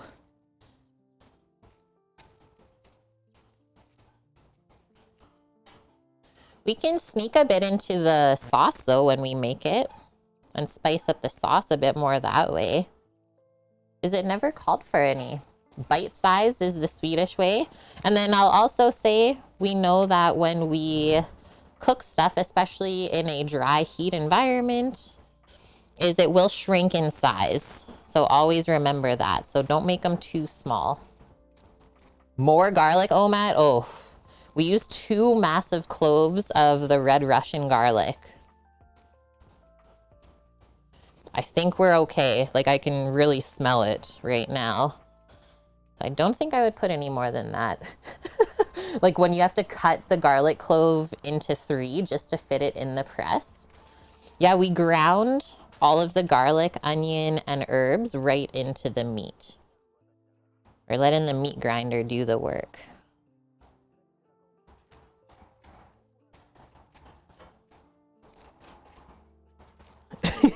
Annie, I'm loving these updates right now.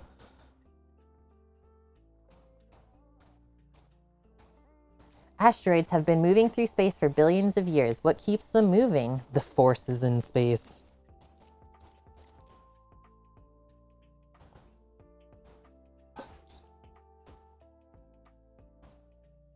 Yeah, the force is the only right answer. It's true. Bit too much in that one. Mickey, you might do this week. I would love that. And if you could like take a photo and post it in Discord while you're doing it. I want to see the end result.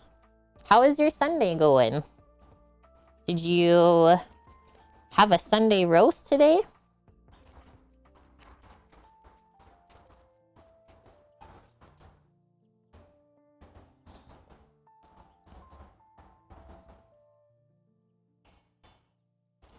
Can't even imagine the smell once these start cooking. Yeah, you went to the pub again, that's right. You did the Lancashire hot pot yesterday. That's awesome, you get to take the doggo to the pub. Not everywhere does that.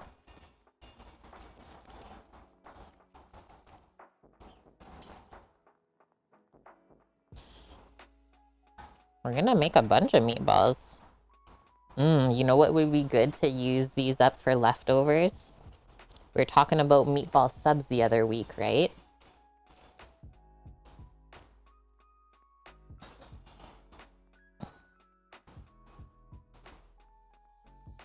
Aw, and the waiter even brings a bowl for doggo too of water. The best.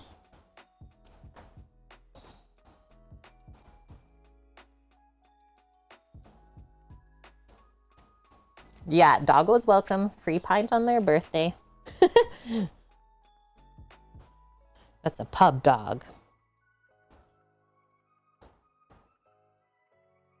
Has my day been okay? Yes. Yeah, it's been good. Feel much more energized than yesterday. It's nice and sunny today, but it's a bit cool and windy. That's kind of the only thing that's bugging me while I'm streaming. So that's why Sammy had to bring me a little sweater.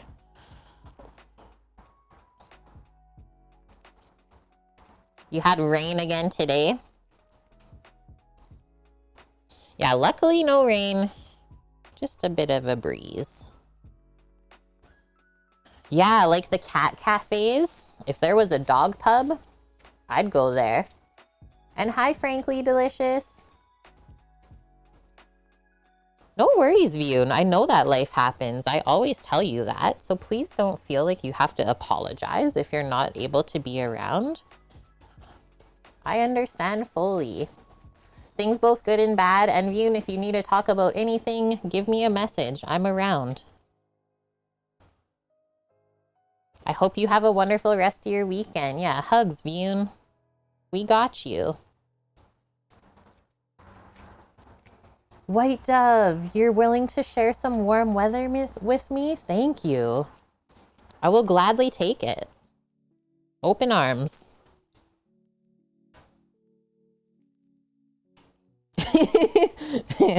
Thanks for being Canadian and still apologizing, even though you know you don't have to. We love you, Vune. Just hope that everything is okay.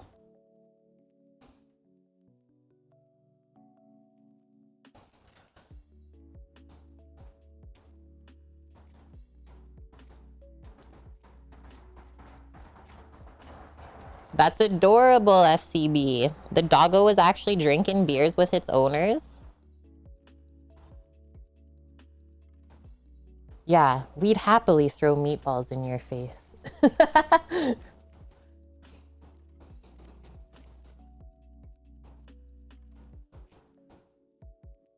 Okay, so how many are we gonna get? Just eyeballing. So 5 by 7, 35 meatballs on a tray. I need to make enough for 6 portions again today. So we'll have more than enough. Hello, Moindalon. How are you doing? I mathed? Yeah, sorry about that, Mish. I told you I was feeling energized. I'm even able to add up numbers.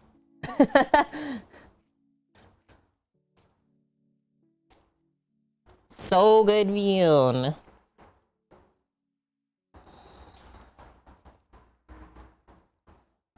Yeah, I broke Mish's brain.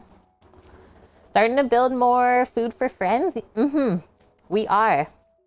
White Dove. Actually, one of our viewers. So Lil Valkyrie, her and her hubby only live a little bit away from here. So they came yesterday and picked up a burnt ends meal for themselves.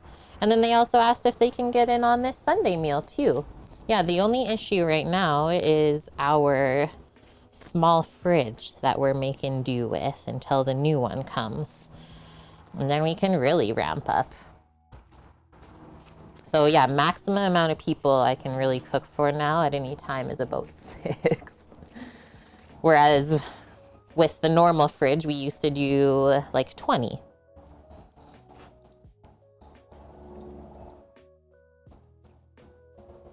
Yeah, you should use that one, Annie. You have to.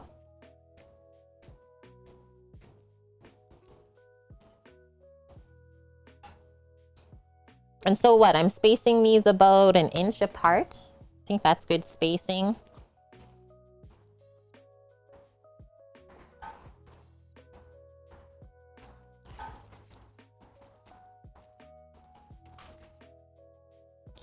What should we do for portioning of the meatballs? Like 5 or 6 per person? So even if we do this one tray, that should be more than enough.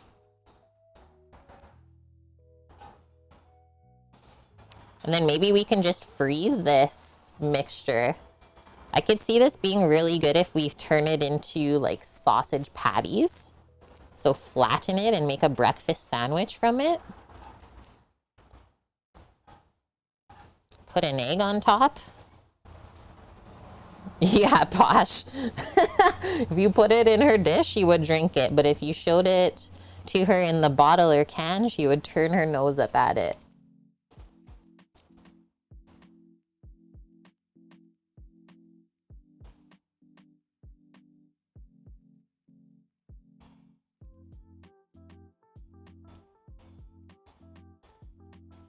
Yeah, she's an alcohol dog. She is currently having a nap finally.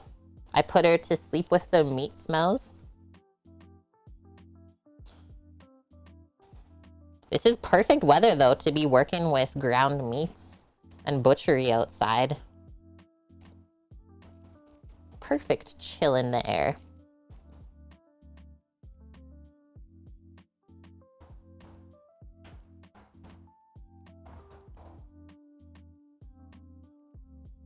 Yeah, I think that's enough. And we still have all of that. So I'm gonna pack this away, I think. Look at the fat. So cool, it's just sticking to my gloves. And then I'm gonna take these off. Good to go now. We don't need to do anymore, so I can do that later. And then we will be taking this entire tray and popping it into the oven. 35 meatballs in our life. And then this can go in the fridge too. Just get rid of our cord from the mixer from earlier. And next up, we're gonna do the cucumber salad. And then we'll get the potatoes in the pot and boiling. And then we'll get into cooking the meatballs and making the sauce while that's all going on. Maybe we do have to pick up some casings. Hey, Bonk. Meat in tube form. Meatloaf is so yummy. Yeah, meatloaf is really good. Okay, so grind and form the meatballs. Check that off. I will be back.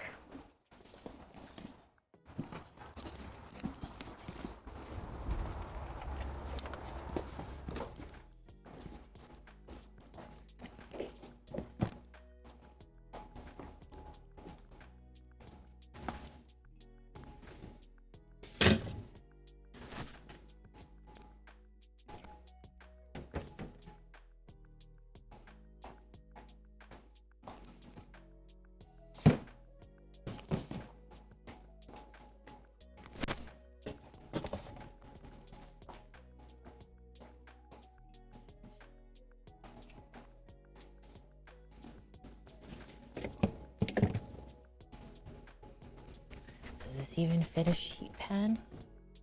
No.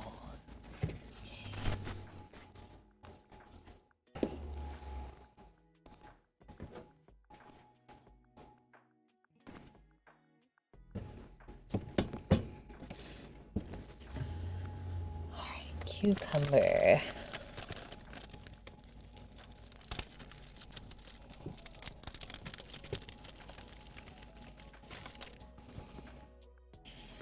Two cucumbers. I know I need some dill.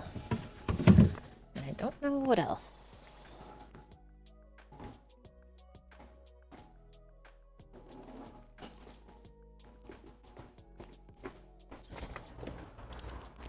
Do do do do do.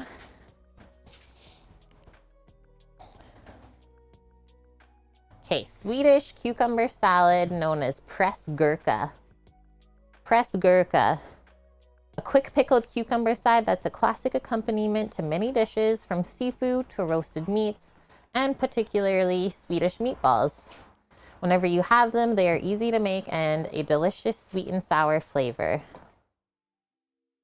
Thank you, Pat by the Sea. The meatballs look great. It's not traditional in your opinion, but still looked good. Traditional ones use a lot of breadcrumbs and milk, so you get the really soft texture. Oh, so they're like pipeable. Yeah, I don't love to add a lot of that into my ground meats. That's just my own preference, like you said. But thank you for letting me know that the more traditional way is loaded up with some breadcrumbs and milk. You think they'll actually taste better my way? Hey, I guess we'll find out. I wish that you could taste them today. Okay, so ingredients for our pressgurka. Prep time, 15 minutes. Gotta love that. And we'll let them sit for maybe an hour or so is what they recommend. So they start with half an English cucumber, but I'm gonna do like 4 times this, pretty sure. So cucumber, salt, some wine vinegar, sugar, and dill. So simple, right?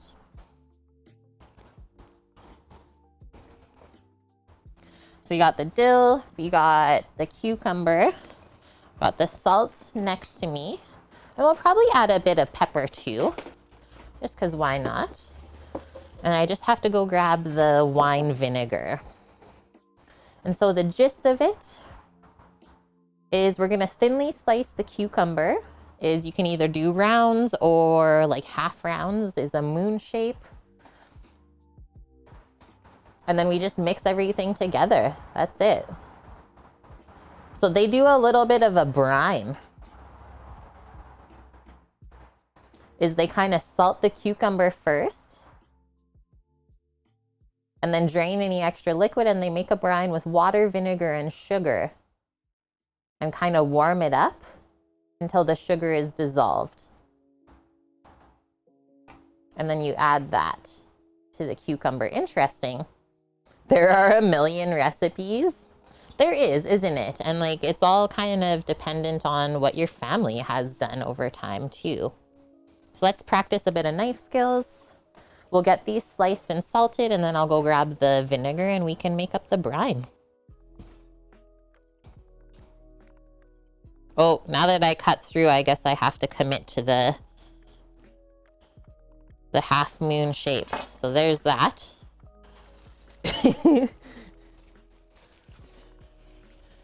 We'll trim the ends.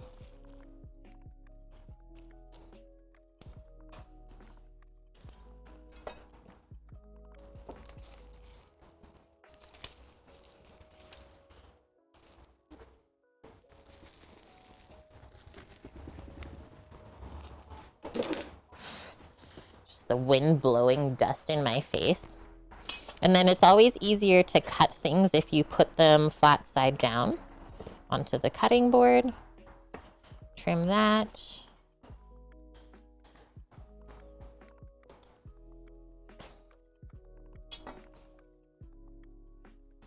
All of the cucumber.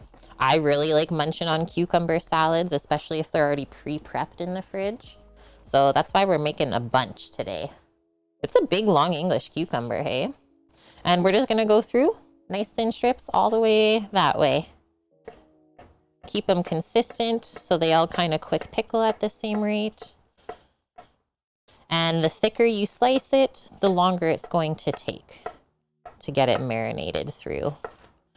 And then I also can say if you cut it too thin, is the cucumber will almost fall apart. So don't cut it too thin either.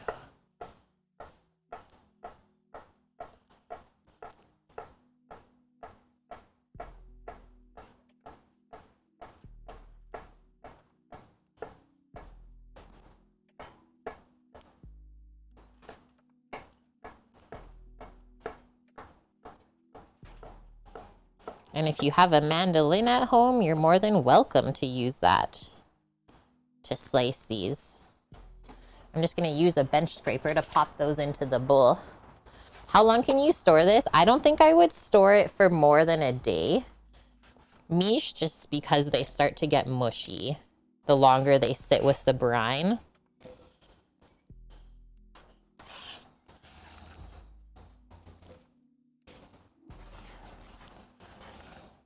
I haven't read through all the recipe yet, so she might give you a timing that it keeps in the fridge.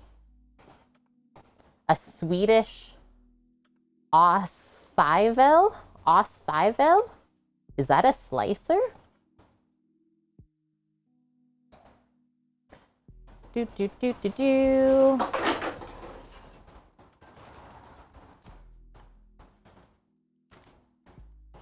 Okay, no one says how long it should stay. But yeah, I wouldn't say more than a day, just for fear of it starting to go mush. Did you hear that? That's the wind blowing the dishes around in the bin. And the dog's getting upset. She's complaining, so it keeps waking her up from the nap.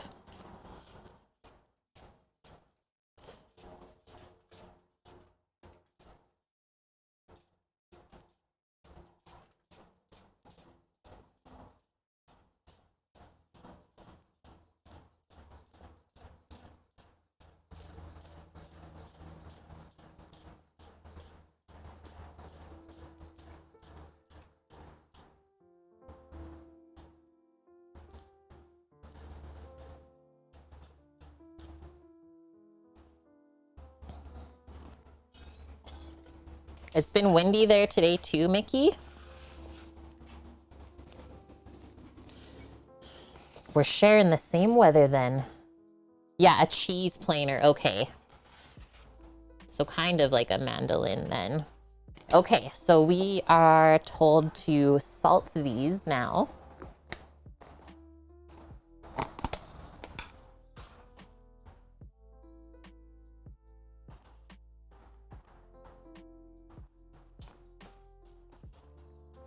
And then we'll just give that a toss. And then we'll see how much moisture that draws out as we prep the rest of this stuff for the salad.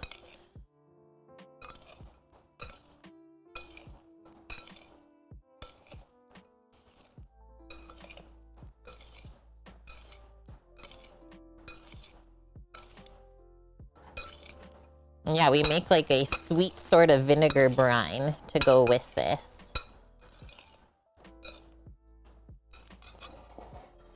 Next up, take some of our fresh dill.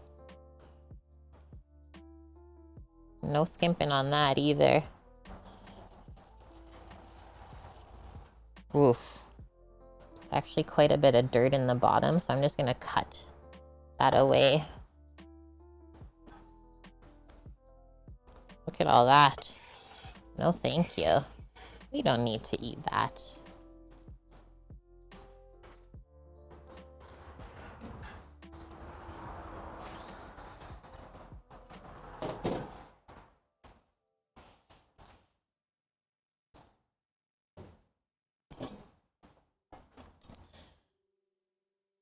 Okay, so it's just like the root end of the herb. So now we can pick the dill off of the thick part of the stem. The top part, it doesn't matter too much because it's nice and soft anyways. The clocks go back? Already? Holy smokes, I'm not ready. Peanut butter is good? Okay, that's fine. You're more than welcome to be a part of our community. I always say the only thing we care about here is everyone spending the time together.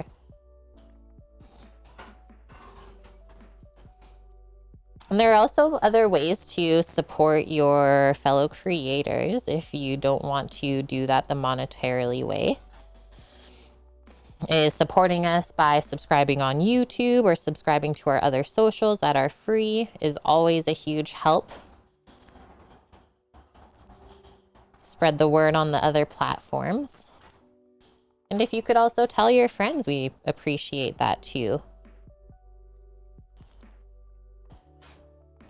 We're just here to spread the deliciousness together. And hi, Scooter, how are you? Hardly Toasted, welcome in. Yeah, right, Lauren. Get in there. Get into your ramen. It's so true, Mish. Like, simple like on socials can do wonders. And we have a Facebook page where you can write reviews for Cook with Kate.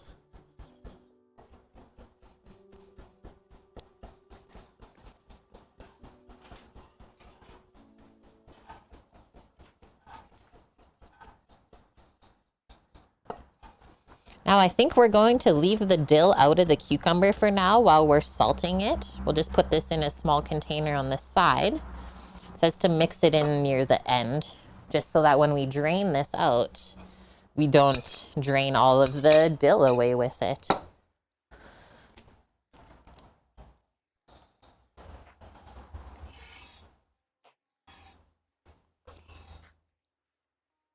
Boom.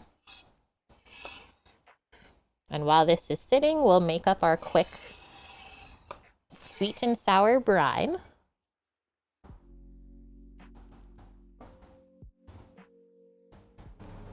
Yeah, sorry, Taco Tornadoes. We were not able to find any lingonberry jam here in the stores. So if you're saying it's not interchangeable, I guess we just won't put it on. I guess I get more jam for toast. Cranberry preserves would be more like it.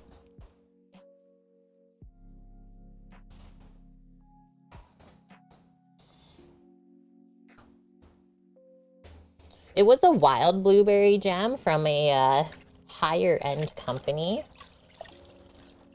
So I think I'm still gonna try it today. Just to see how it is, because you never know if you don't try it.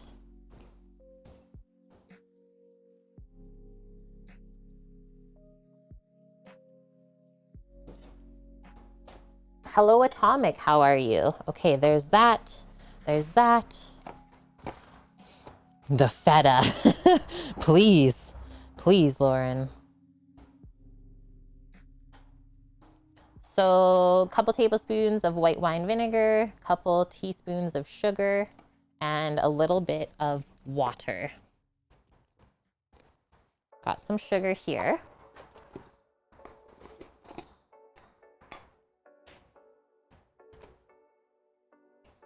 Let's do, this is a big spoon, so I'm gonna say this is like 2, or actually a tablespoon at a time.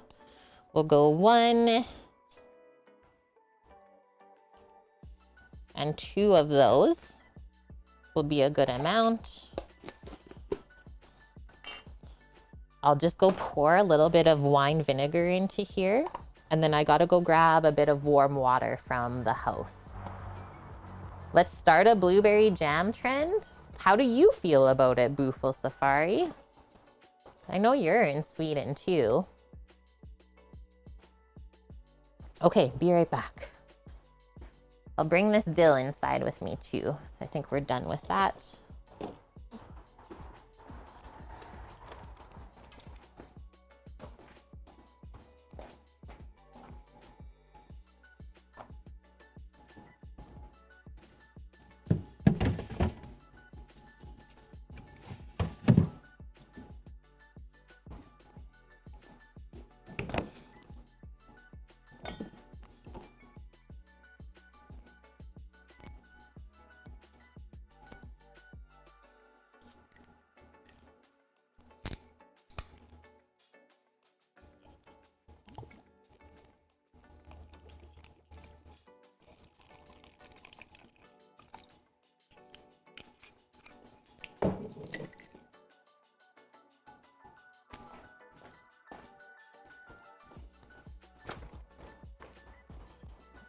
Okay, so it's definitely too cool here for the sugar to dissolve. So I'm just gonna go get a little bit of warm water from the house. And then they say just to mix it until that dissolves. And then we set this stuff aside until we feel like there's a good amount of juice to drain out. Let's give this another mix as well before we go. Keep things evenly salted. I'm gonna try that one that fell out. See how salty it is.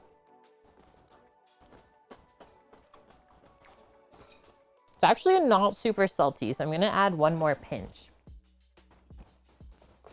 Boysenberry is good with cheesecake? Yeah, it is.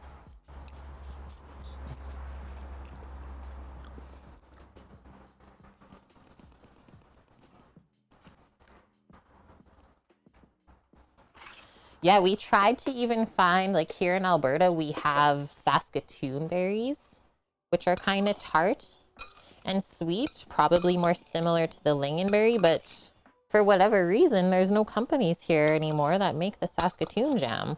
I know they used to when we lived here.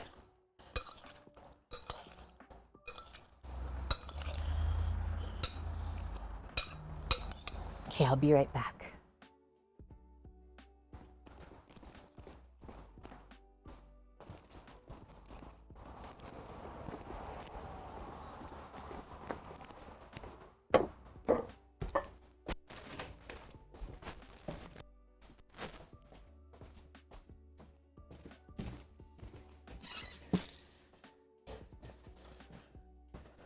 And then I guess we'll fill a pot up with water for the potatoes.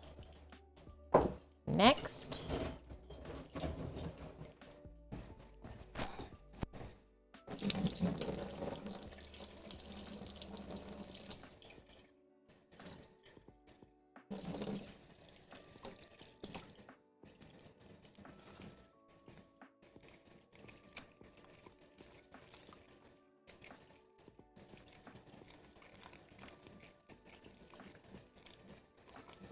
sugar's almost dissolved. One more small little drop. Okay, I'm gonna fill up the pot with water for the potatoes too. Multitasking.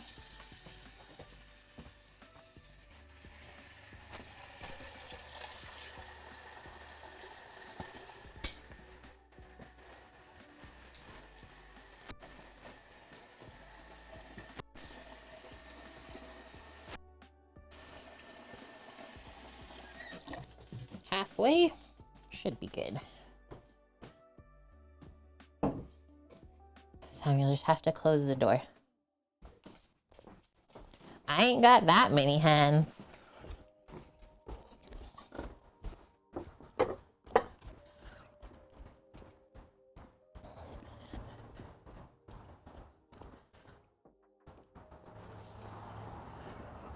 I'm back. Boom. Maybe we'll just push all this stuff up and work on the potatoes while we're waiting. Cross that off. Because it'll take a little bit, I think, to get those potatoes boiling, starting with the cold water properly and all that.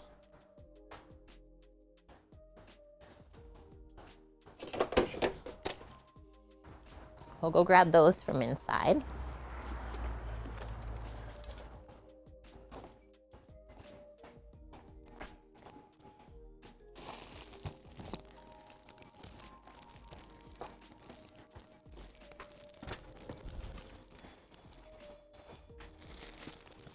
This is what we're using today. Pacific Pearl white potatoes. So we're gonna try and leave most of the skin on. That's where all the tasty nutrients are.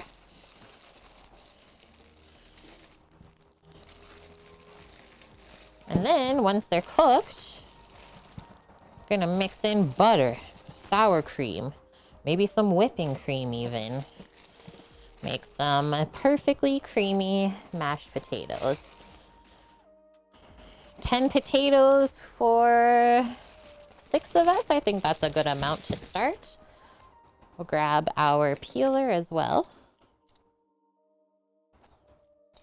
10 pounds. It's not even that big of a bag. Okay, so first things first. Just gonna take a peek at these. Just gonna trim off any bits that we don't want to be eating in our mashed potatoes later on. So start by cleaning up all the taters and then we can cut them up.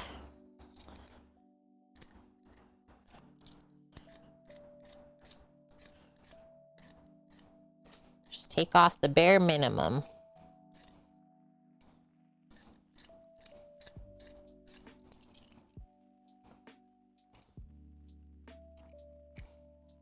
Pick any of the eyes out if you need to.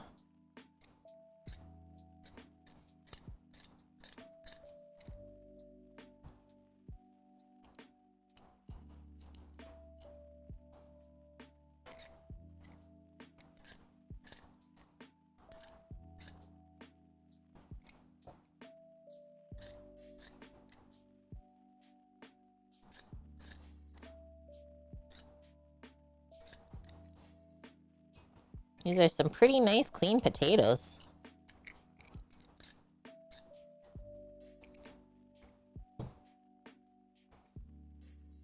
Yeah, butter. We need some butter in our life, Lauren.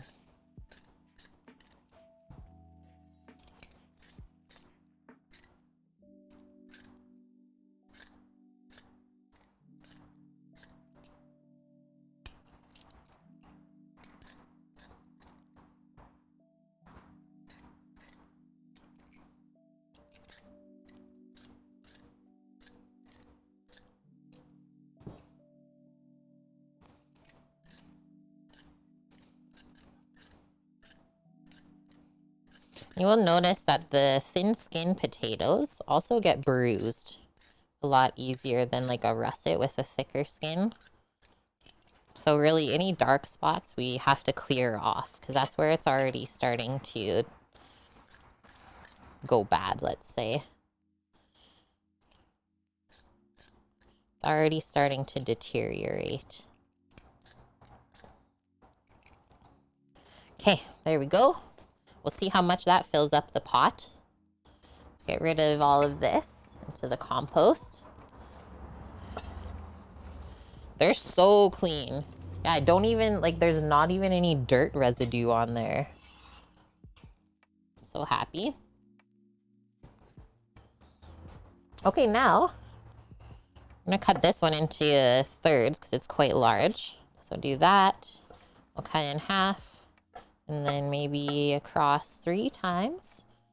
You get like cubes like that. And then I usually find for boiling time for this size, about 20 minutes, 15, 20 minutes.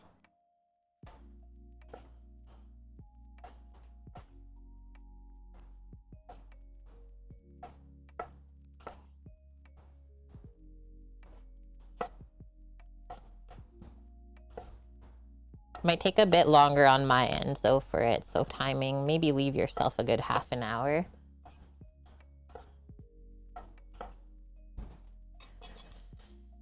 Into the pot.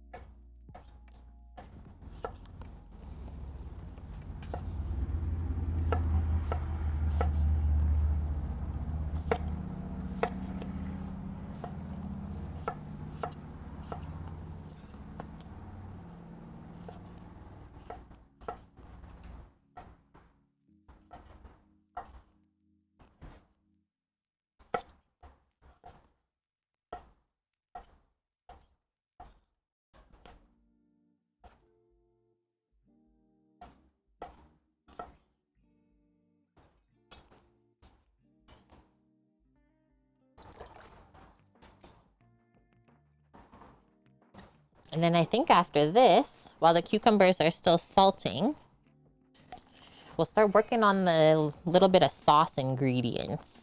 We'll make those in a separate pan, obviously from the meatballs. And then I was thinking we would pour it over.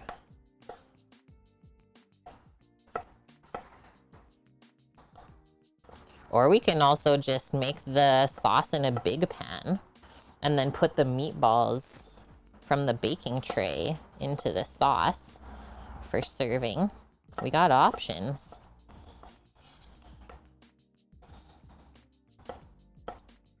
And I mean, if I'm making this in my outdoor kitchen, there should be no excuses for anyone that has a proper kitchen at home.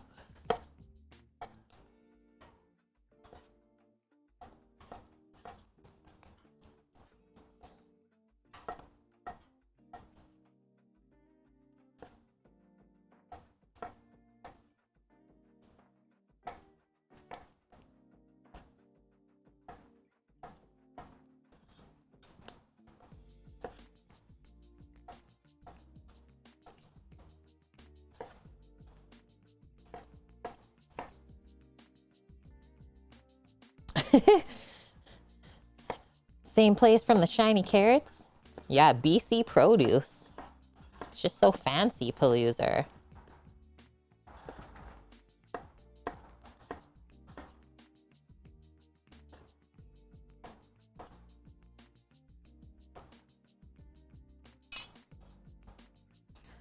Put this on this side. Bring this up here for us.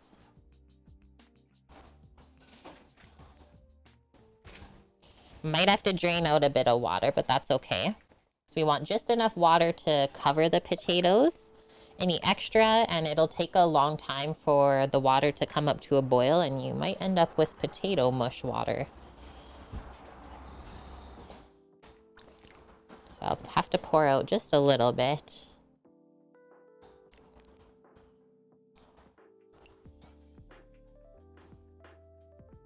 To nature.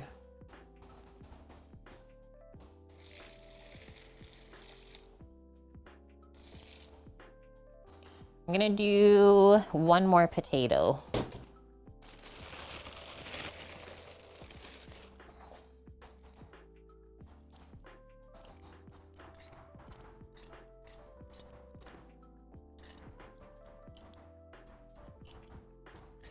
Whoa, I picked the worst one. Surprise.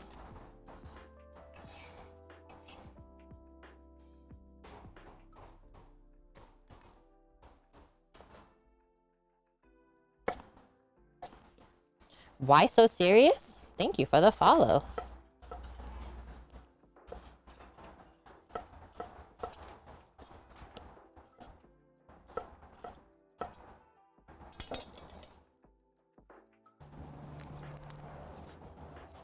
Okay, now, just gonna dry off my hands, and we're gonna season the potatoes before they start cooking.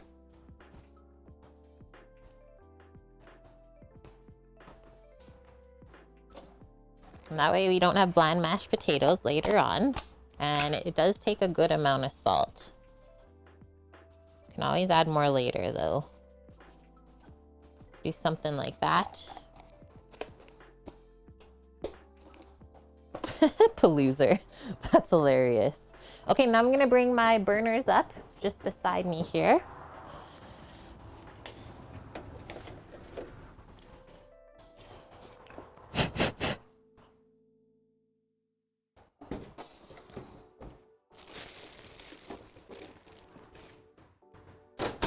Move over, taters. You got a cooking area to build here.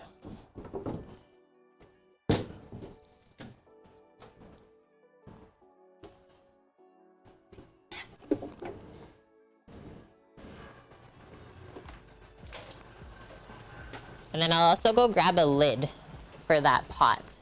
Don't think it's out here. Boom, on maximum. I would say for sure half an hour we'll be waiting on those before they're boiled. Clean off our knife. Clean off our work area here where we are cutting the potatoes because it's starchy.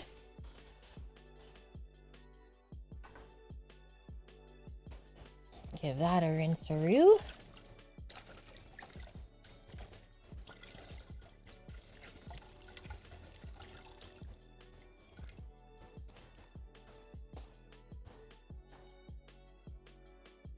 This is sinful right now, Lauren. That's so funny that that's what you think.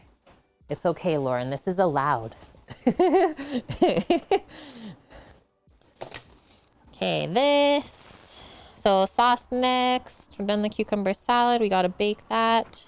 Mashed potatoes. Bumpy cake we just have to cut through.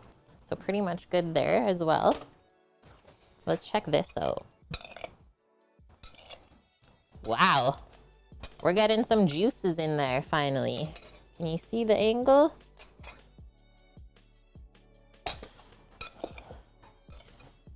So there's like a bit in there. We will give it one more mix and let it go a touch longer. And then we can pour the brine over and add the dill. Nice one. Yeah, looks like maybe a 1/4 cup or so of cucumber juice to drain. Not bad at all. Okay, going to grab a lid for that, and then we're working on the sauce next. Yeah, right, Annie. What a last name. Epic. Epic. Actually, this is what I'm gonna do. Bring the meat grinder in and get it soaking. Oh. When the breeze has a chill. Hello, fall.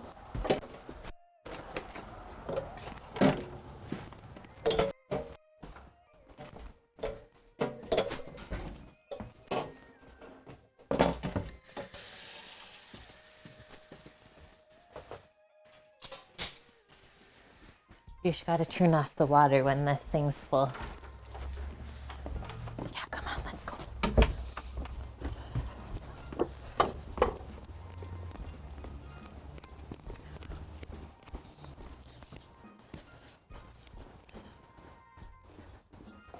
Okay. Whew. Keep me warm. All right, so sauce.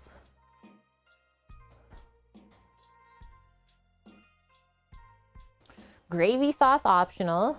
Butter, flour. We'll mix up some of this veg broth to add.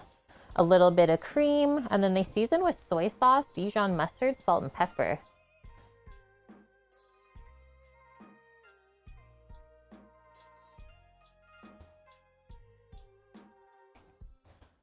So a cream sauce thickened with a roux.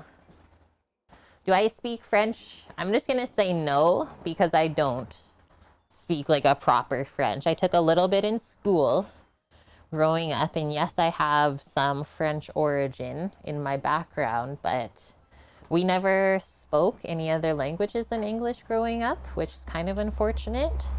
So yeah, I have to work on kind of relearning all of that stuff that I learned earlier. You love soy sauce, you put it on everything. Okay, so I'm thinking amount of that we should mix maybe about 1/2 liter of broth. Yeah, because I'm doubling the recipe. So they did a 1/2 liter of broth, 1/3 cup of butter, 1/4 cup of flour, and then a cup of cream to bring it all together. So that's why I brought out a little saucepan for myself. Start getting everything together.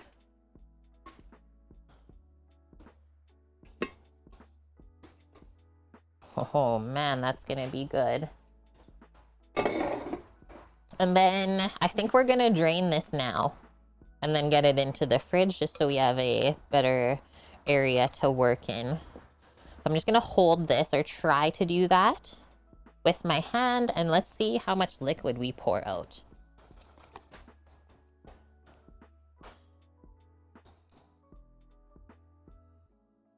Hopefully no cucumbers fall. Salty cucumber juice. This would be so good to use in like a cocktail or something. Put a little bit of tequila with that. Mmm. Cucumber elixir. Okay. Dill. The brine. Sammy's having salad? Yeah. Pumping you full of salads today. Let's mix this up.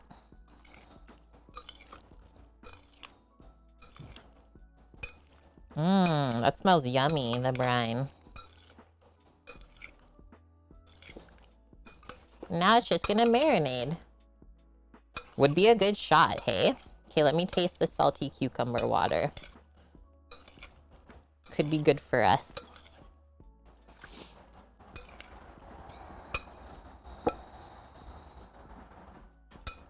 I'm sneaking one.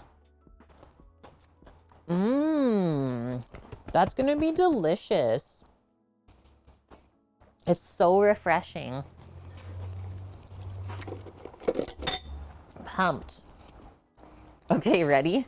I love the color of this. It's like a very bright green. Wow, that wakes you up. It's like salty but refreshing at the same time. What's up, Atomic? I thought I already said hi to you earlier. Maybe you missed it. And hi, Maka Waka. Yeah, the cuke burps later. Inevitable, bonk. Inevitable. Okay, I'll pop this away. I will return with some cream, butter, flour, and we will get this sauce started. And then kind of once the potatoes come up, we can turn on the oven and start baking the meatballs. So we're almost there, friends. We're almost there. Not bad at all. Yeah, this one, trying out pressgurka today. A Swedish version of cucumber salad, which so far I'm loving. A little bit of sweetness in there. Take these potatoes in.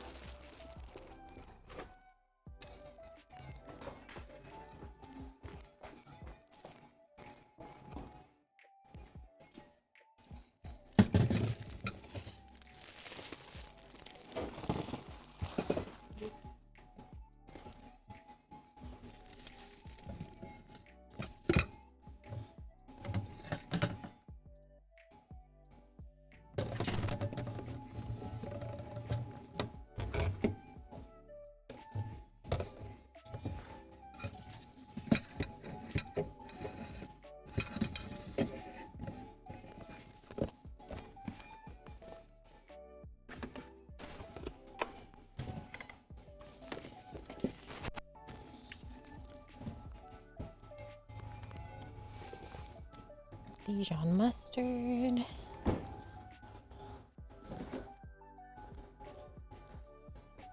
I could see some wine being good in the sauce. Maybe sneak a little bit of wine in there. Having to argue with the puppy. That's an argument that I will always take, Scooter. Pupper arguments. Lots of work, Atomic. Oof.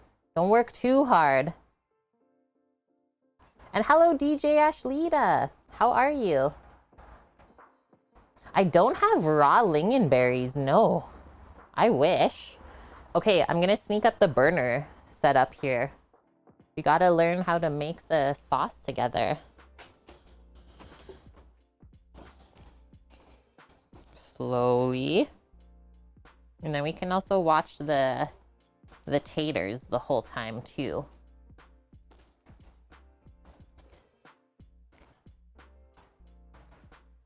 Perfect.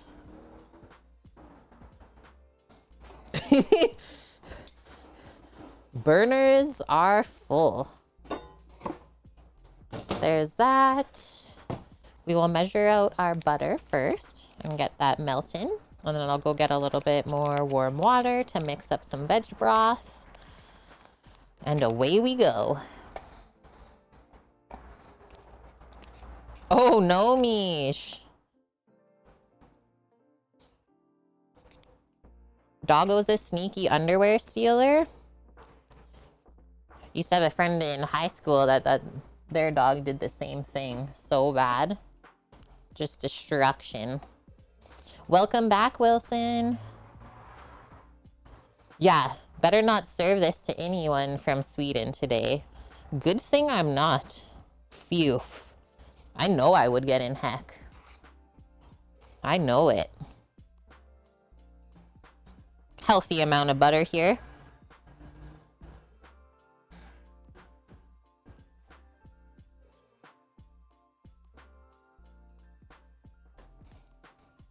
Oh yes, and don't let me forget to chop up a bit of parsley for the garnish. For the entire dish later on.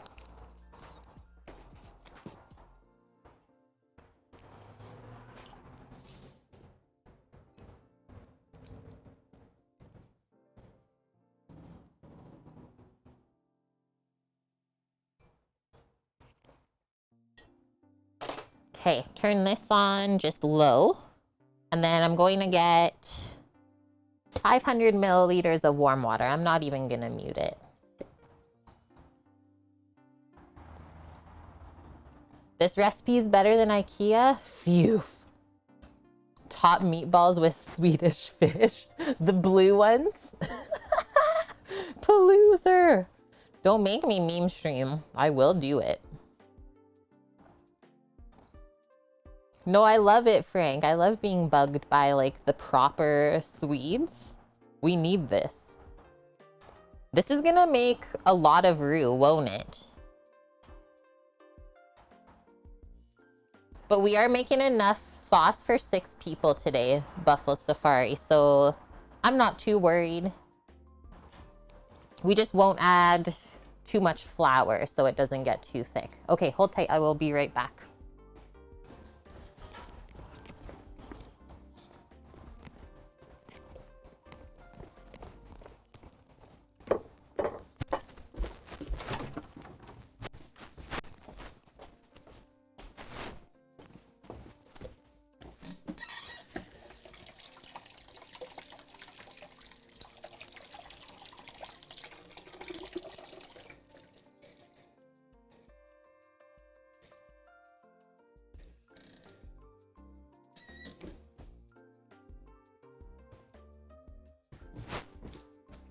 Scream.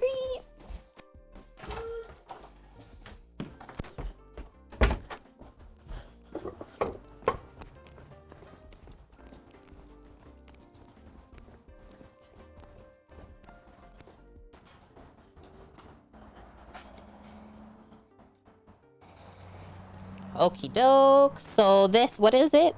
1 teaspoon per cup? Or per 250 mils? Yeah.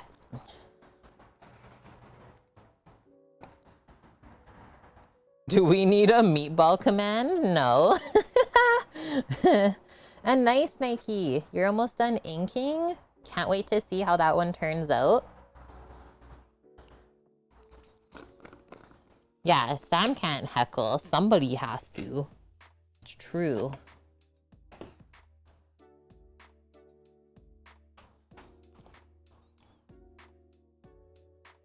So this is 2 cups worth of water, so we can add 2 teaspoons worth of the broth base. And I do not mind this one. For a powdered version, it's actually not overly salty and has a nice veggie flavor.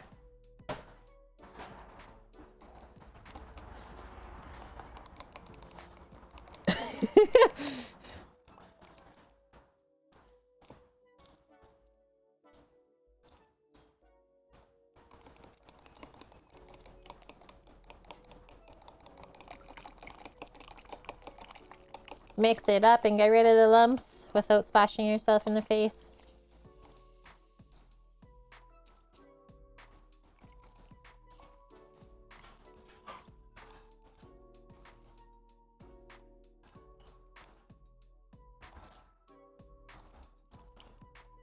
Yeah, this might not be the most traditional Swedish meatballs today, But honestly, it's still going to be better than North American IKEA version. So as long as we get that.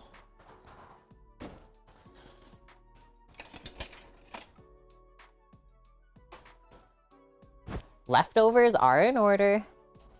Yes. Oh no, Mickey. It's still raining like crazy there. You're gonna get flooded soon? That's not okay. Okay, we got our whisk ready to go. For whenever our butter is melted, we can add our flour in. I think the potatoes are coming up pretty quick. Yeah, it's getting warm. So maybe I'll turn on the Traeger momentarily. Feeling good about things. What are we doing for time-ins? 2.5 hours? That's actually not bad. We usually only do 3-hour streams on Sundays. Maybe a bit longer today, but that's all good. We did miss a Friday cook, didn't we? Because of the 2021 fridge fiasco.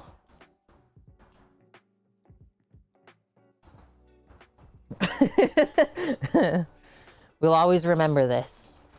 The 2021 fridge fiasco. Ridiculous. Oh, ho, ho. Nice one, Mina Rose. Sister did a smoked mac and cheese casserole on the Traeger last night, and it was very good. Are we going to get the double door fridge? Eventually, Mish. Eventually.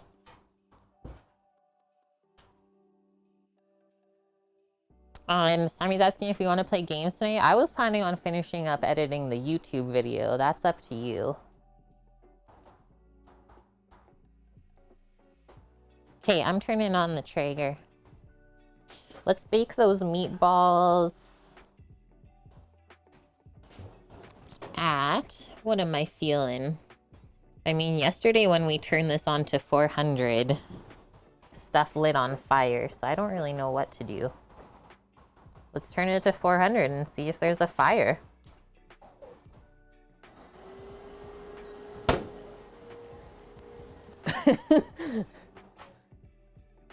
Sam gaming and Kate YouTubing? Annie, yeah. People donate, but I mean, I'm not one to ask for money ever.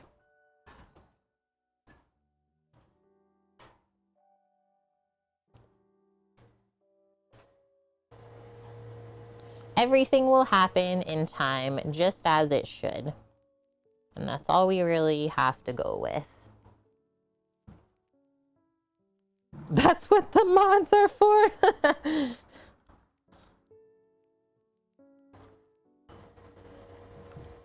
Okay, almost flour time.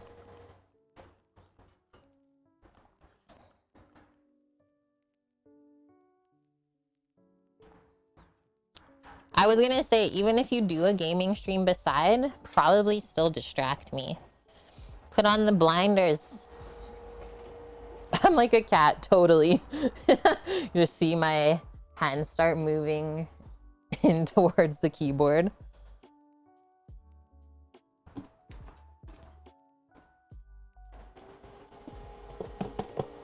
Okay, getting some flour ready here to sprinkle in and whisk.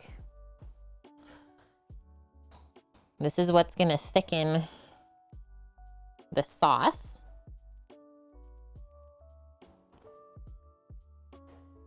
This is gonna be so good and buttery too. So stir that up and it should get pasty right away first thing.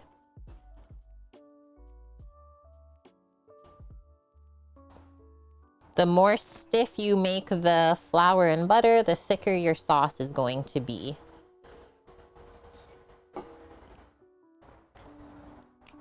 Gonna add one more small amount of flour and then we're good.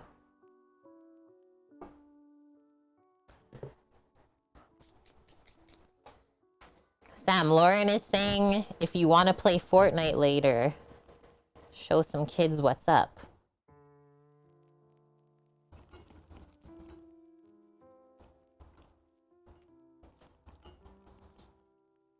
Okay, ready? Now, We're gonna take our broth here that we mixed earlier and get ready to start whisking that in. I'll just bring this up to temp a bit more.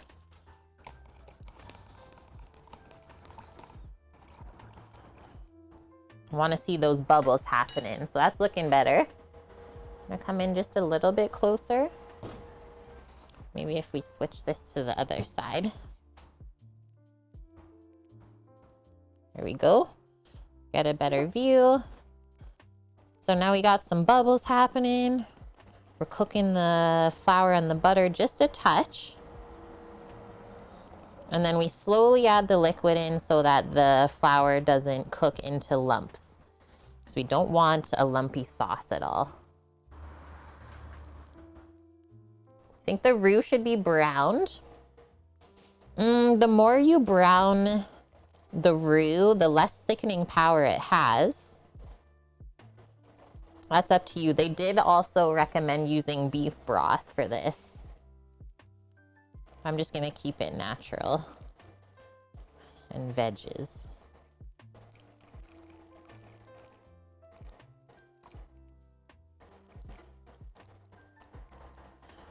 Whisk that in until there's no lumps. Should notice it thicken pretty quickly, just like that. Wow, it's magical.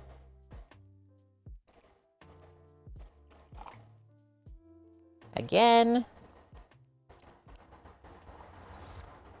I plan on, after the meatballs are cooked, I'm thinking we'll deglaze the pan a bit with some of the sauce and then pour it back into this pot.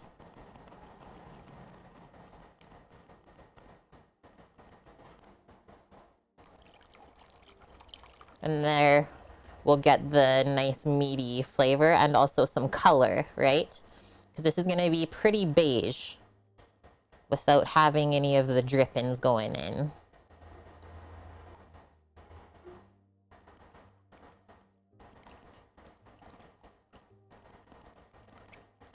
Okay, we don't see any lumps. We can add the rest now.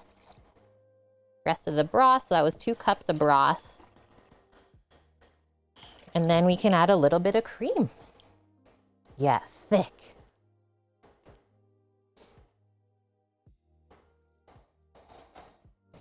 We're down with the thickness. So some nice heavy whipping cream. Really? The dog's mooing. And only a bit of this. So 2 cups of broth and 1 cup of cream. Here, I'll measure it in this.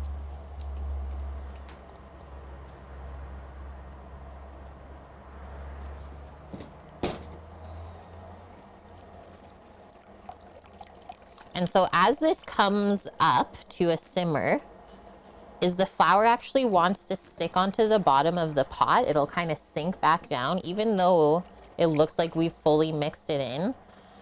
So as this comes up to a simmer, we want to keep stirring it every now and then to make sure that the flour doesn't burn onto the bottom of the pot, because it'll make the entire sauce taste burnt and you'll have to start over. So we'll get rid of those dishes. The Goat 2323, thanks for the follow. You added almost half a liter of cream? Oh yeah, Mish, let's go. Yum, that sounds good too, Frank. Black currant jam, yeah. Like Saskatoon berries, black currants, all of that stuff we can usually find in Alberta, we couldn't find this time. Maybe people's tastes have changed over the years. And then one other thing that we'll add near the end is some of this grainy Dijon mustard too.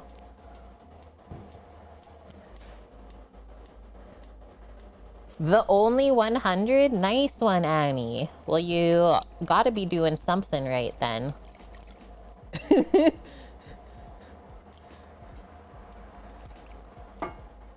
Okay, so should be good with the cream. I'll leave the mustard out. Shouldn't need any more flour either. We will need all of this butter for the potatoes. And then I'll go grab some sour cream from the fridge too. Maybe we will leave the whipping cream out for the potatoes.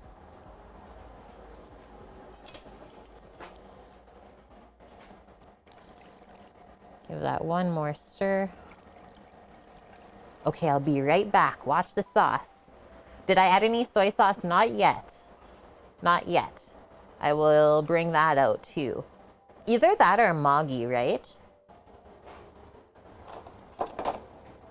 Don't need that anymore. Don't need this.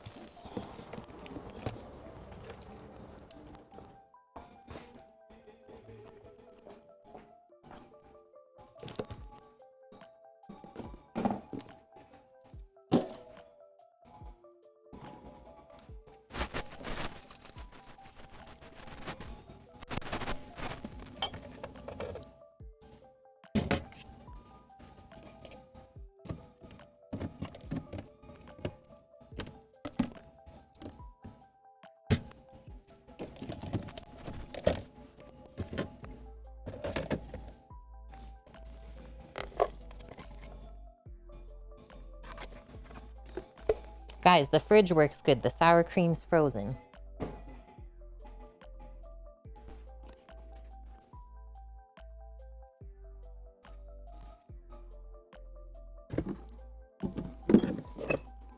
Maggi. Oh, I should have brought the potato masher out. So we use this for the seasoning. For the sauce, we'll put it over by the Dijon mustard. Sour cream for the mashers. Hello, Katniss, how are you doing? 17 AP physics, a bit more involved, hey Annie? Yeah, I'm gonna deglaze the meatball pan with some of the sauce as well. Okay, so potatoes are almost simmering. And then I'll have to set up a little straining station for myself too. This is thickening, slowly but surely.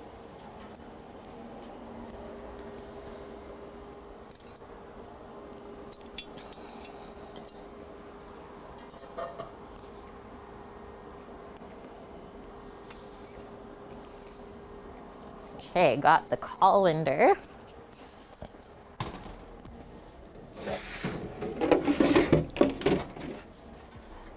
And that.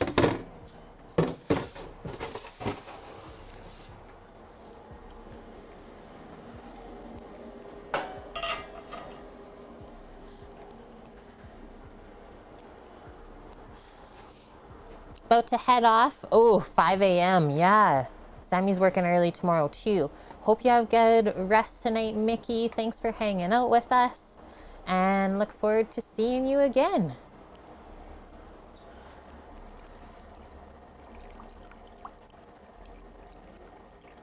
Okay, potato straining station is there. Got all of our potato stuff beside us. Maybe we'll just dice up the butter for mashing so that we're ready at that point.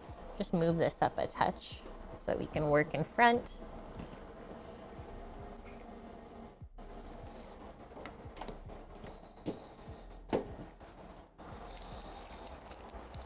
And then still just gotta chop a little bit of parsley. Sounds good, Mickey. I'll be back tomorrow for our Monday menu plan. And then I will be off until Friday again.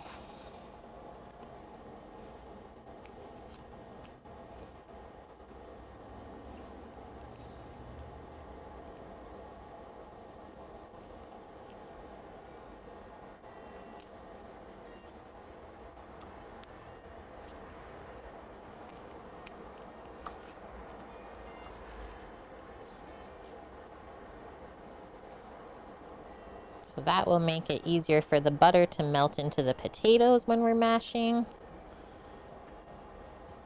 A little pre-cube.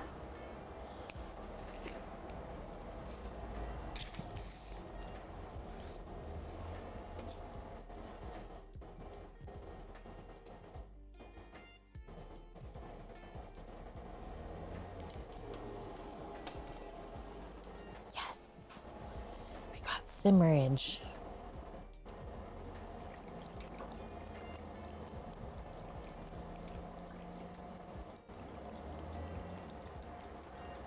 Keep this moving.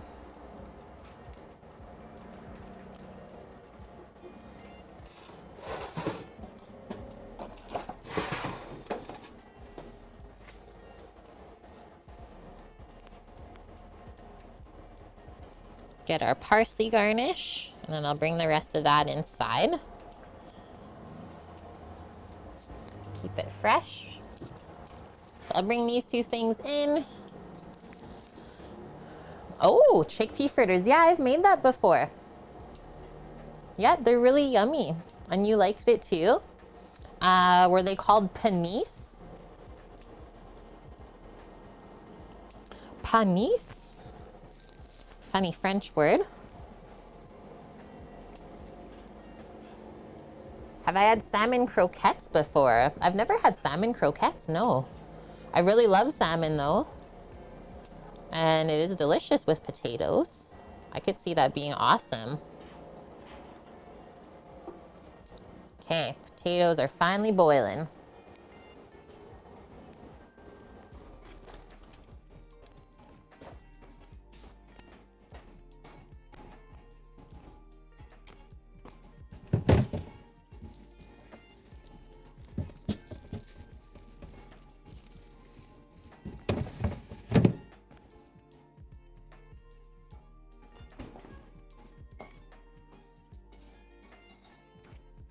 Bring this wonderful tray out because we're heating up our oven. All of the meatballs. They're called shawarma flavored chickpea fritters. Okay. Because that's how you sell it to the North American folk, I'm sure. I'm sure of it.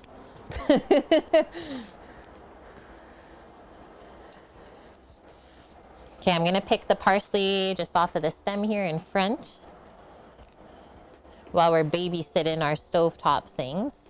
Looks like this is about to come to a simmer. Just keep our eye on it.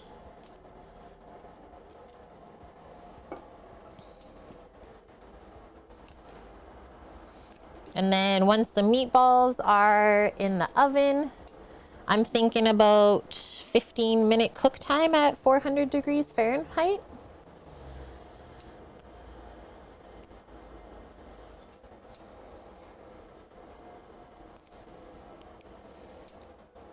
How long have I been cooking? I've been cooking professionally since 2010.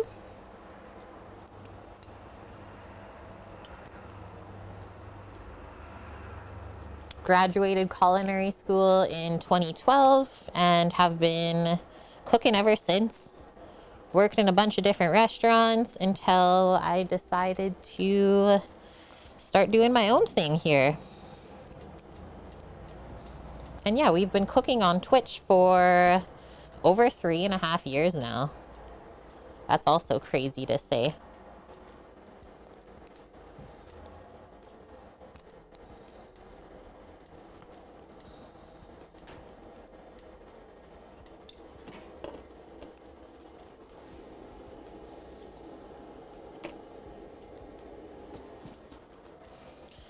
Okay, there's our parsley all ready to go for chopping.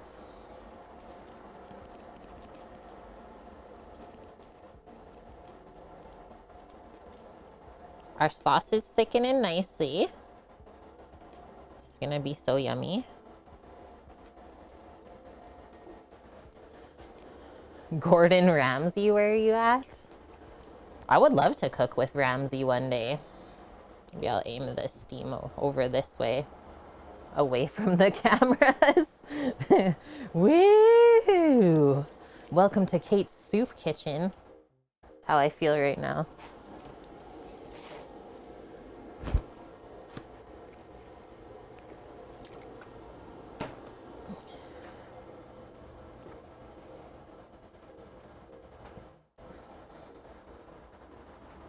An idiot sandwich. I would love to see him call me that.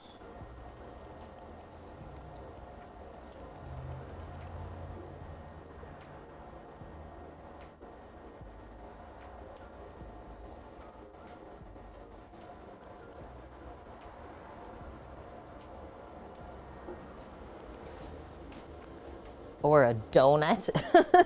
Yeah, you donut. You like Ramsay better than Jamie Oliver? Mish, you love the bluntness of Ramsay, probably, I'm gonna say. Love how blunt he is and honest. I appreciate that too.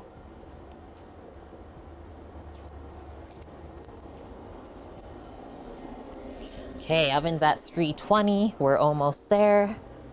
There's no smoke happening, so I feel good about this. Yeah, Ramsay is French trained. Jamie Oliver is Italian trained. It's not really a comparison. Yeah, that's true. Good point, Torino. It's interesting how like Jamie is Italian trained. Like that's not a thing, really. I guess if like I went from culinary school where we are strictly trained with French cuisine, and if I went and just like strictly worked at an Italian restaurant, maybe, but it's not really the case in North America how it is in Europe. Like I always get asked by Europeans what cuisine I cook, and it's like I cook everything, but we're trained French.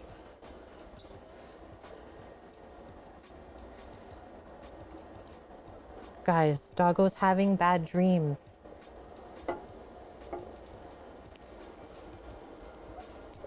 Let's have a little test here of our taters.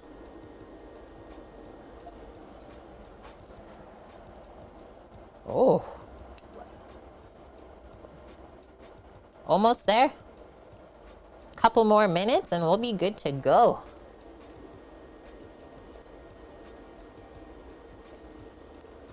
Nice. Can you hear it?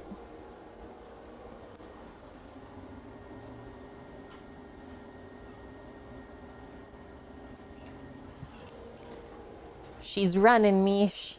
Yeah. I can't reach the squirrel in the tree.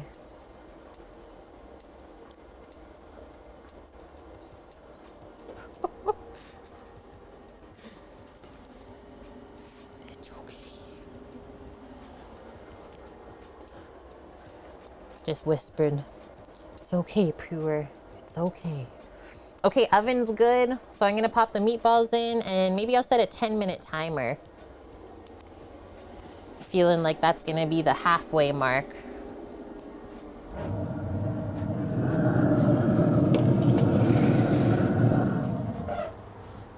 Yeah, baby.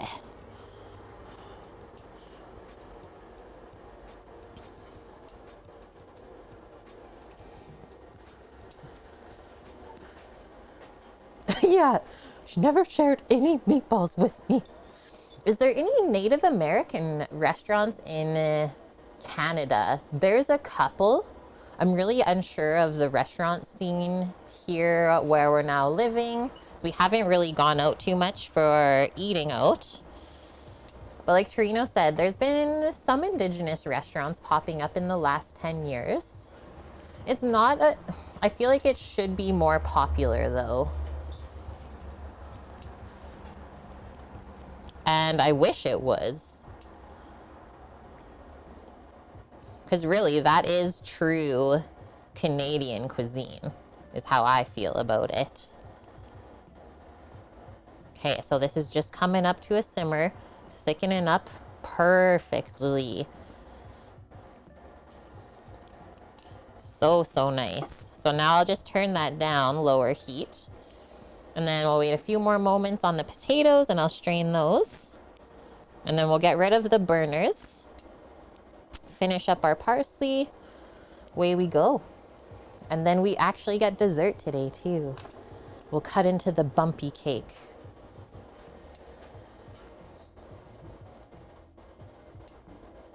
Just need a fry bread shack, totally. And thanks, the goat. Yeah. My brother, his partner, and myself and my husband all built this awesome outdoor space this summer. And it's been really awesome to stream in. It's kept us safe.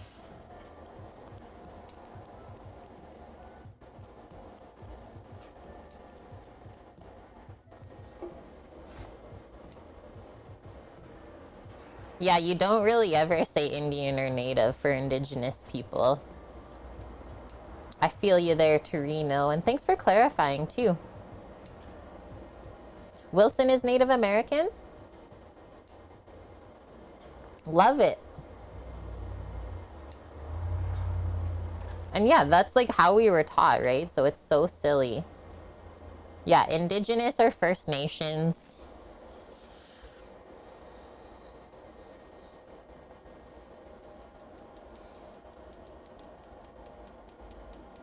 Okay, I'm thinking these are good.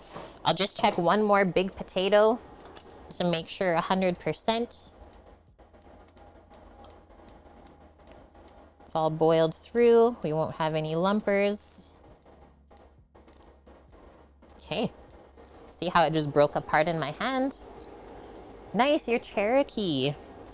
That's so cool, Wilson. Thank you for sharing. Turn that off. Just gonna strain over here on the side. Try and not make a mess.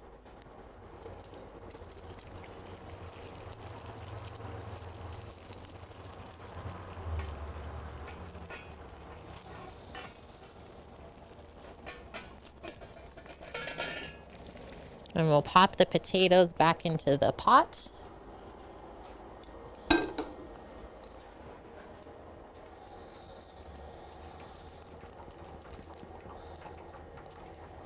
So steamy.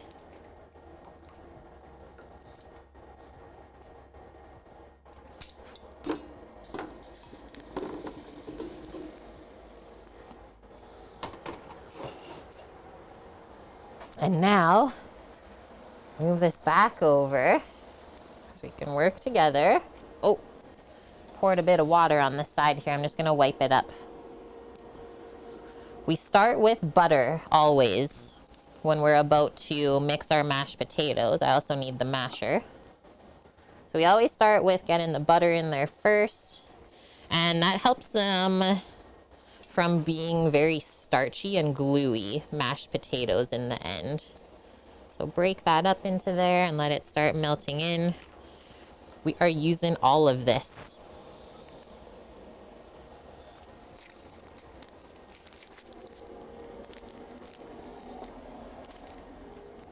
Grabbing the masher.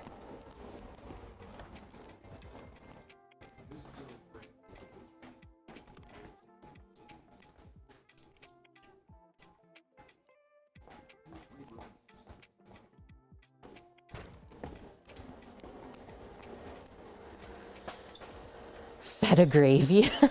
This, it's not meatball juice, it's the sauce that we've started working on. And then we'll deglaze the meatball pan, I'm hoping, with some of it. So it's not too plain. So gently start mixing the butter in. The butter creates the barrier. Very important.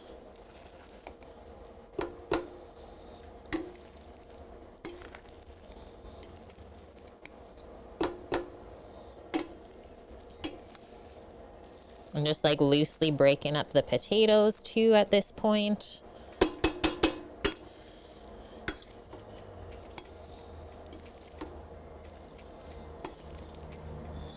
It's so steamy, you guys can't even see.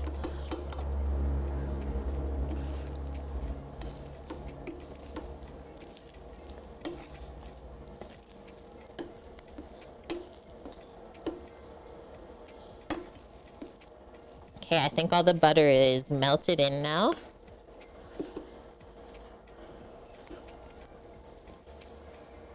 Now we can add some sour cream. The barrier, yeah. You like it a bit clumpy?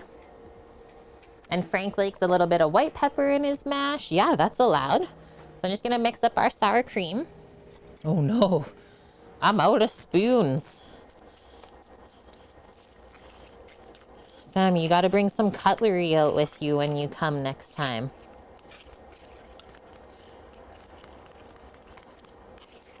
We're adding the rest of this sour cream.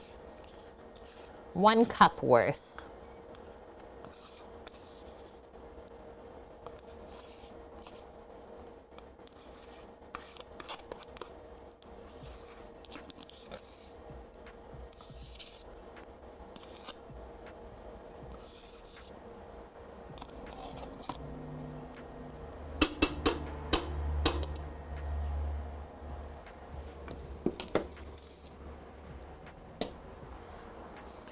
Mix that in.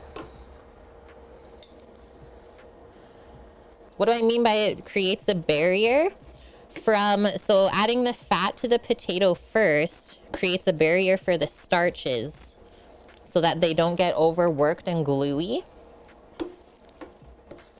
And that way we have really nice, smooth, creamy mashed potatoes. Don't know if anyone's ever experienced gluey mashed potatoes, but they're not delicious. It's a really weird texture.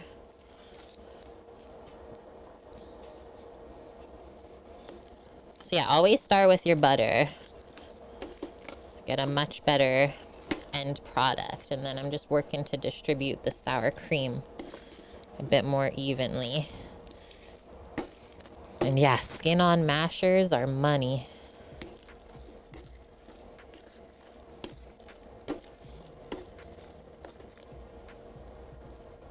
Just gonna turn this.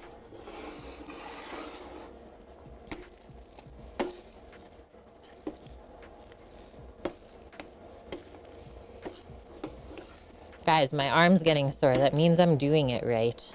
Right?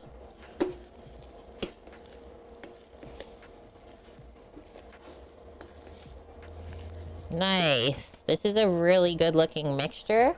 Now I'm gonna add one more bit of fat just to get it a bit more creamy and loose. Just a little drizzle of cream. We don't need a lot. If you do too much, then you have runny mashed potatoes. And then I'm also gonna add some salt and pepper. And yeah, this is a Jamie Oliver potato masher. I do love it. It's funny that we were talking about him earlier and I'm using his masher. It's got a cool little like scraper on this side to clean off the pot or bowl. Hey, Derp Squad Dave. Yeah, milk or butter for the win. That's why I didn't link a recipe for the mashed potatoes today. Because I always find like everyone has their own personal preference of how they do it. However you get to the end point of having creamy mash is a-okay with me. If you like it lumpier, that's allowed too. Timer's going off for the meatballs, so I'll just finish with this. And then we'll have a taste in a sec.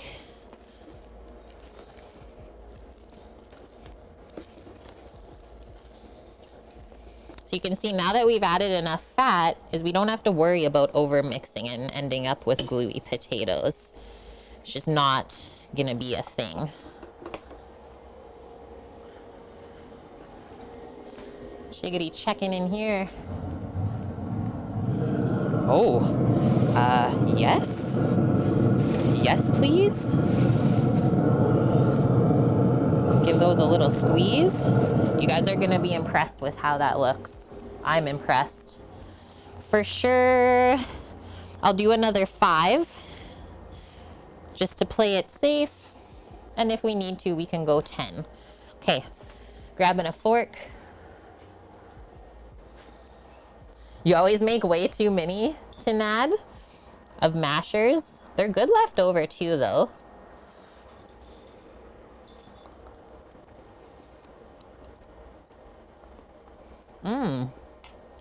Okay, just needs salt. Just needs salt to bring it all together. Nice creaminess. Good potato flavor. I'm happy with that. And chives or green onion are always good in this too. That's allowed. I think we're gonna switch from this just to a spoon. Anyone ever fry up mashed potatoes in a pan left over? That's good. That's dirty. It's like a mashed potato pancake almost. Ooh, chopped leeks, yeah. A little bit of leeks. Buttered would be good into there too. I think I can add still a bit more cream. And yeah, there's a couple lumps in here, but not bad at all.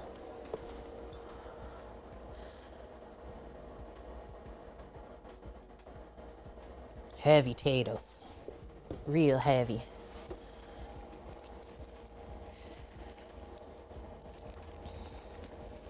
And then keep in mind, like every time you add dairy, you're gonna have to add more salt too, to counteract the fattiness.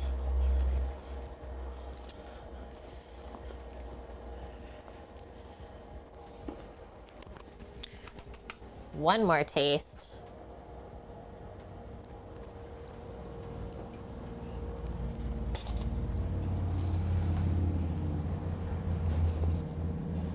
One more pinch and I'm happy with those. Pop a lid on and we are good to go. That's really, really yummy. Basic mashed potatoes. Maybe I'll even just do this. Nope. I want to close that up fully. Get the spoon out. Just clean it off.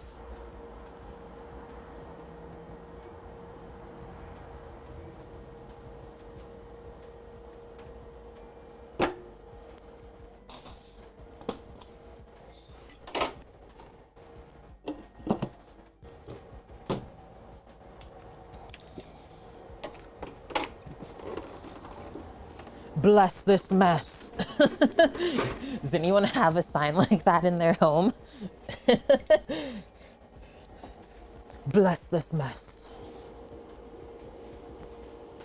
Bubble and squeak. Yes, that's another good one too.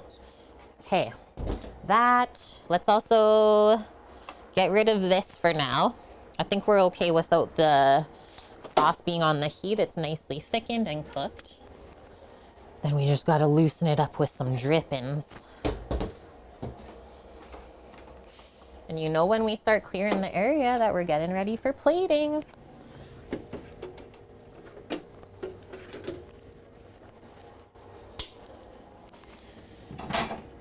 Trivet. Trivet for the potatoes. Okay, mix this up so that we get rid of the little film that it's started to build up on the top. Beautiful consistency though on the sauce. Not too thin, not too thick. Just gonna pop that up there. Gonna chop our garnish next. I got 30 seconds on my timer, just going over to the meatballs. Because for some reason I felt like they were done. And just squeezing them. I'll put a thermometer inside of one just to check internal. Okay, we can do a couple more minutes still. There are such good pan juices though. So we'll chop this parsley up and then the meatballs should be finished. Easy peasy. Yeah, I squeezed them. I squeezed the meaty balls.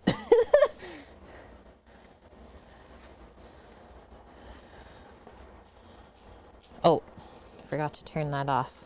There we go.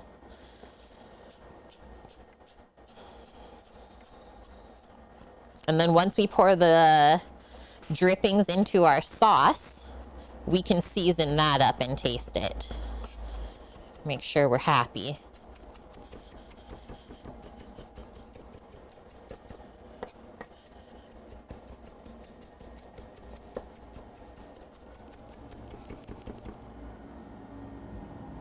And then all I have to do is grab the cucumber salad from the fridge. Are they tender? Yeah. Endless tessellations. Tender and like the juice is pouring out of them in the best way ever.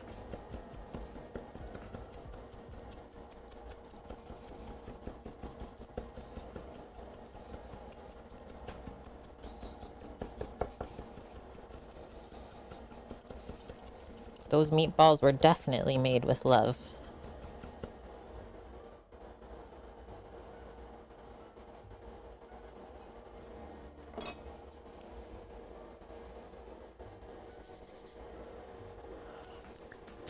I'm missing one of my plates. I don't know where it went. Did someone come over here and steal my plates? I don't think they're in the dishwasher. Just getting ready for plating in my head.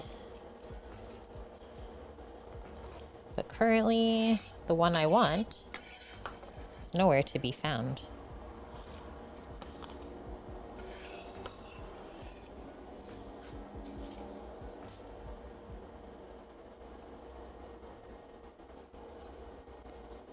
Yeah, Sammy? You put it under the bed again? Snacking in bed, because that's allowed.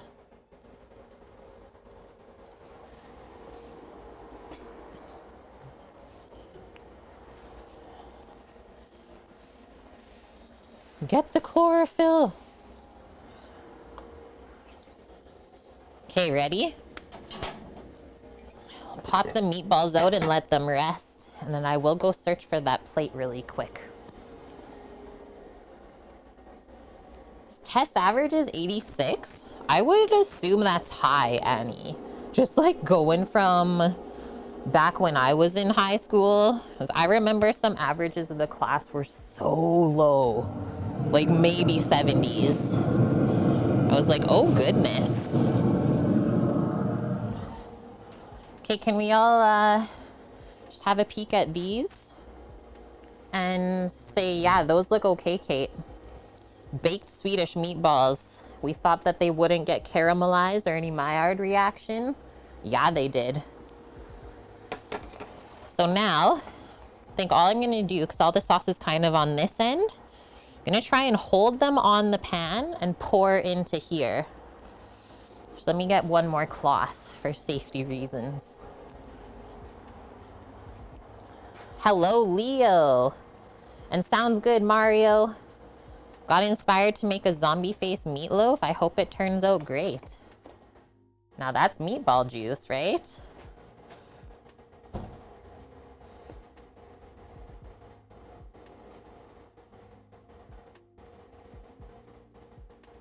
I don't even know if that's just fat or what, but we're using it. Hey!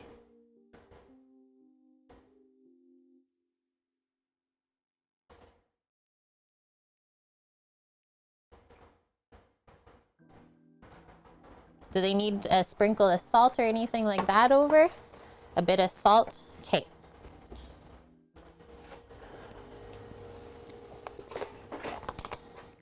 Can I sound Swedish? I can't. I'm so bad at accents. Maybe Sammy will offer his services. We should have put like a Swedish audio over on the mixer today. Is that even possible?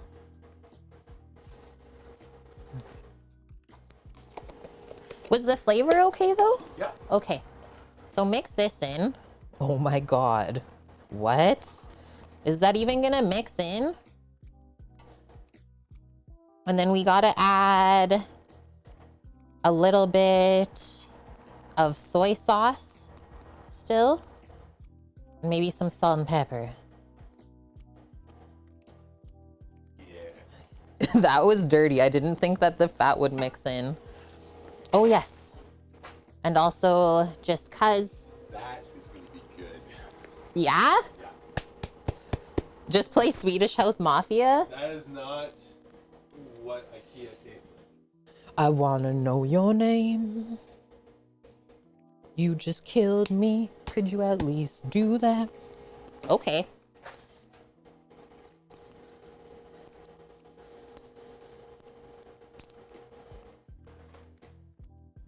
Boom, boom, boom, boom. That will also add the brown color into this sauce.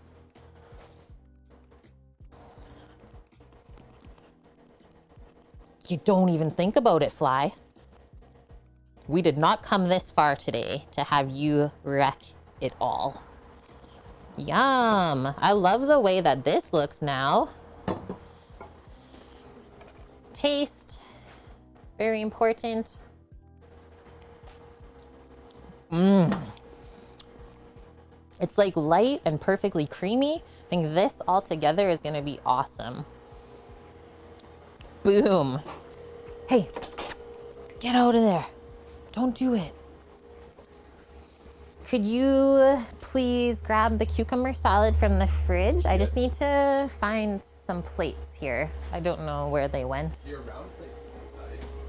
Like the basic one? Yeah. Okay, I'll go grab that. That's what I want. Yeah, it's in the box. Okay. Brandon and I can have the bowls. Message. Team break. And hi, Green Fang. How are you? And yes, it's getting chilly. Okay, I'm gonna run and go grab the plate.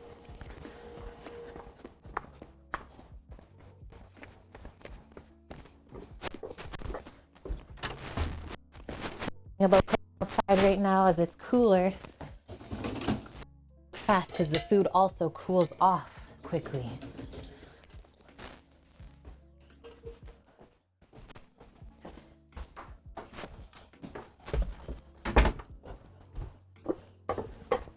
Sweater weather for sure.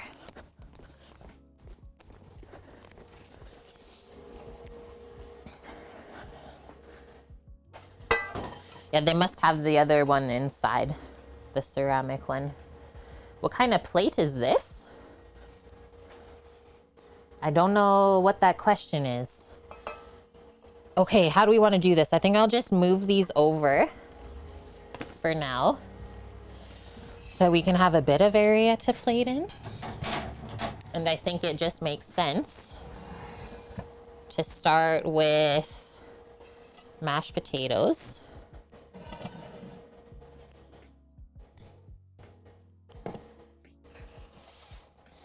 Then meatballs, then sauce, and we'll sneak the cucumber salad aside.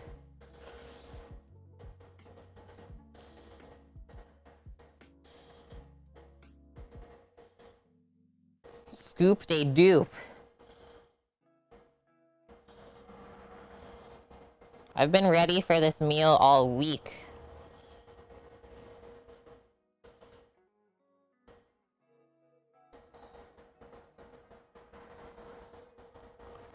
Swipe. Thinking the boys will just bring those in for themselves.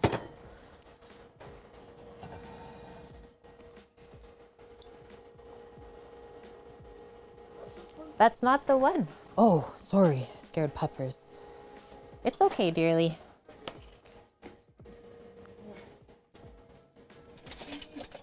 Take our tongs here. Nice. Now that we rested the meatballs, they can easily come off of the tray. I like to nestle them in the potatoes a bit, and I'm gonna go for 6. I don't know if you want to bring this stuff in or what you guys feel like doing for plating. And now this. There's 35 meatballs.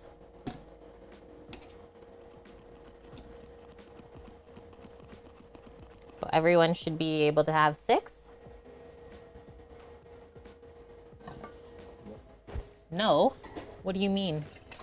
There's more mix in the fridge if I have to make more. What are you counting?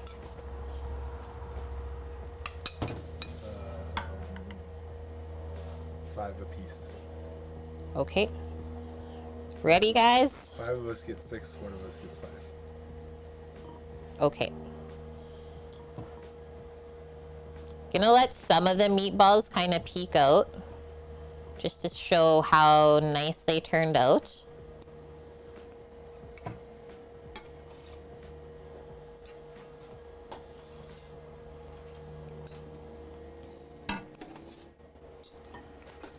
And now I'm gonna switch out this spoon in the cucumber salad for a slotted one because it's pretty juicy.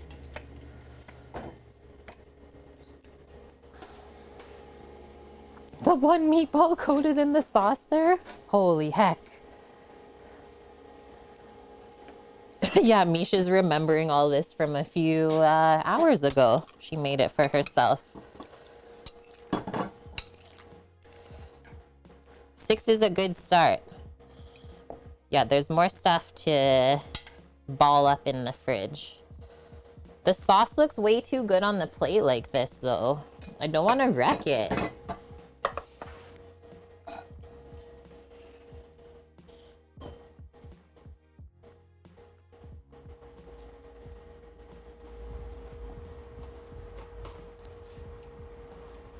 There. Lastly,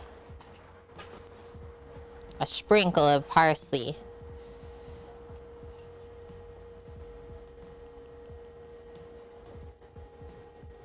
What? I'm so excited for this. Get in my life. Okay, quick photo and we get to eat. And then we still gotta cut cake and try that too. I'm okay with all of these things.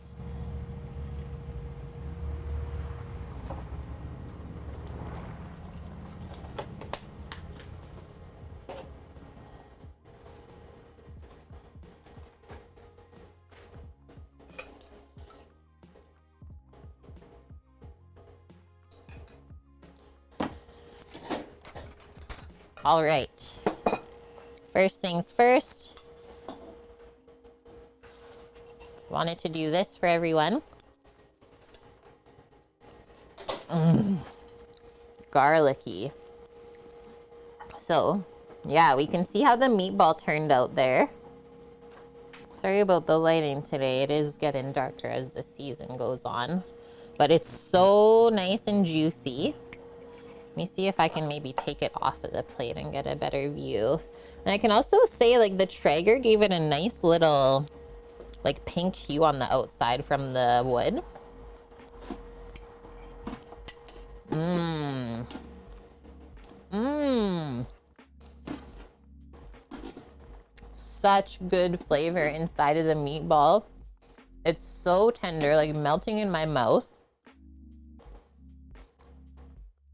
You like just get the onion and garlic combining so perfectly. Don't really know that the parsley's in there, nor the thyme, but I think it is complementing everything. And yeah, nice seasoning too. So good with the sauce. I'm gonna try a bit with some mashed potatoes. Can you message Lil Valkyrie, please?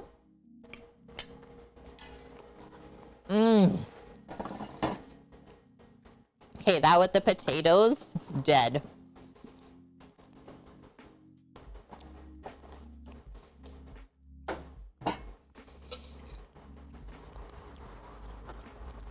They might have forgot.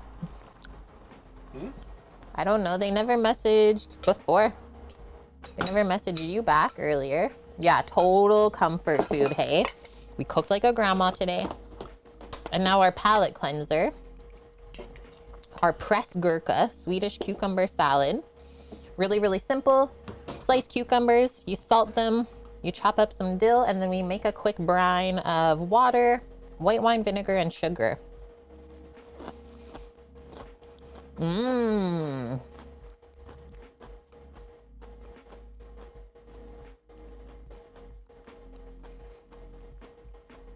How come the meatballs look pinky? Yes, there is pork. So we did about 2/3 beef, 1/3 pork in the meatballs. And then I baked them in the Traeger, so they got a little bit of color from the wood pellets too.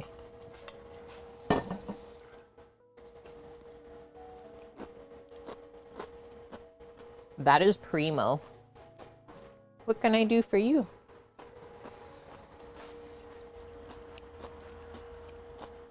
Okay, one more.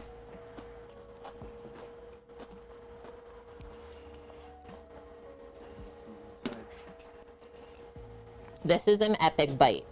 And this is like warming me up for sure.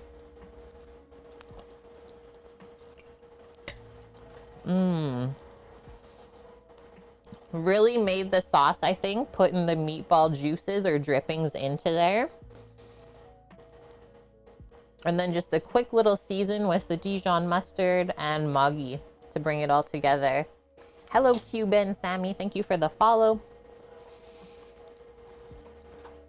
Really impressed. Really, really impressed. Overall thoughts. I'm happy I didn't do anything crazy with the mashed potatoes so that the sauce and the meatballs could shine.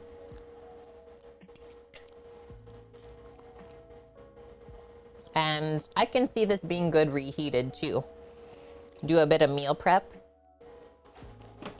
All right, I'm gonna go grab the Bumpy cake so we can have a slice of that too before we go today. I just got a little bite with thyme in it. Very flavorful.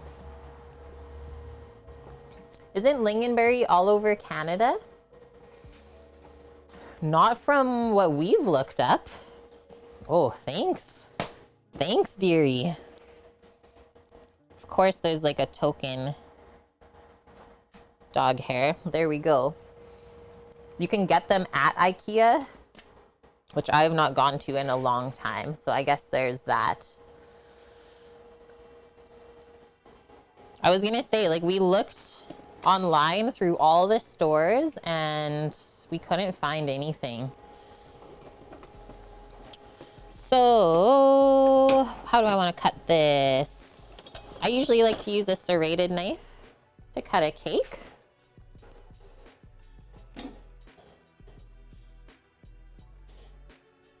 It's been chilling in the fridge all day. So what this is, yesterday we made a chocolate cake. And we also made the vanilla buttercream, which you see the bumps. So that's why it's called Bumpy cake.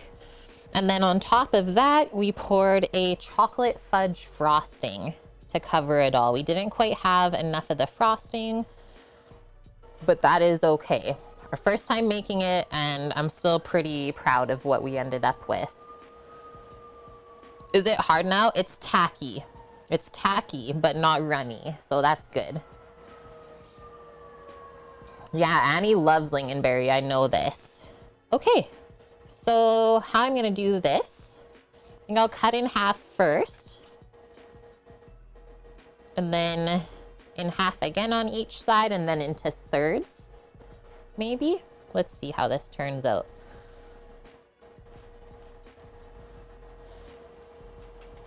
Don't know how clean this is gonna slice either. Actually looks not bad, and then we'll just drag it through.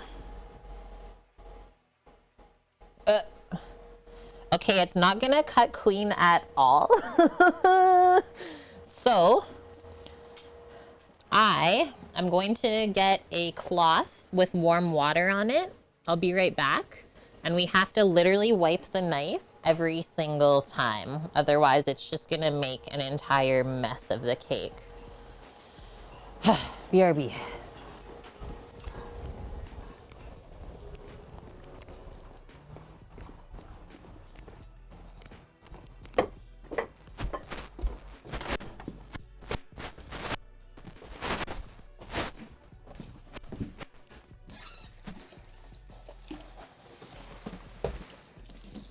I don't even know if this will work, but we'll try. Or we'll just do what Bonk said. If it's a messy cake, get messy.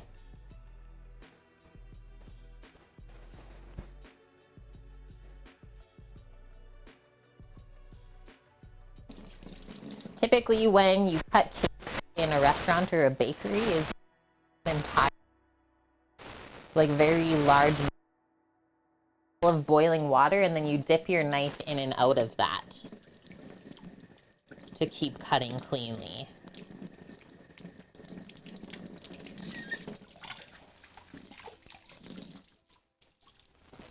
This isn't that big of a cake, so I'm hoping to get away with just the cloth technique.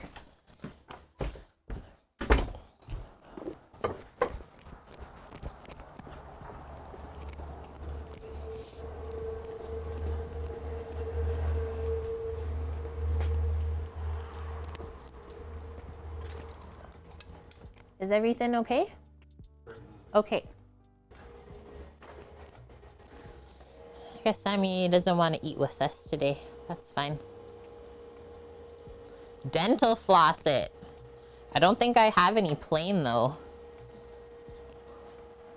This is probably not gonna work either.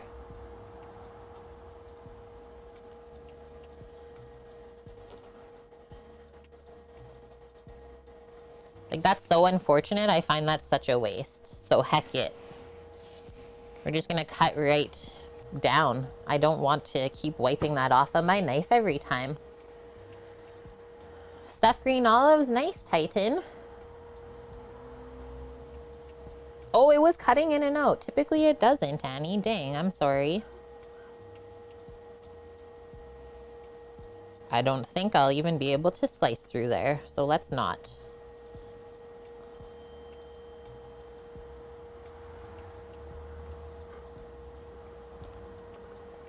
Just going by first impressions, I probably won't make this again. I probably won't make this ever again.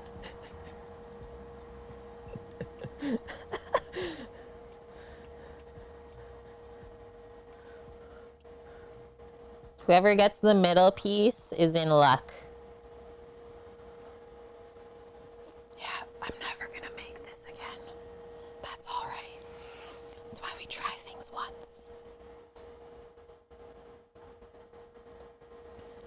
Too much effort in my mind for the end result.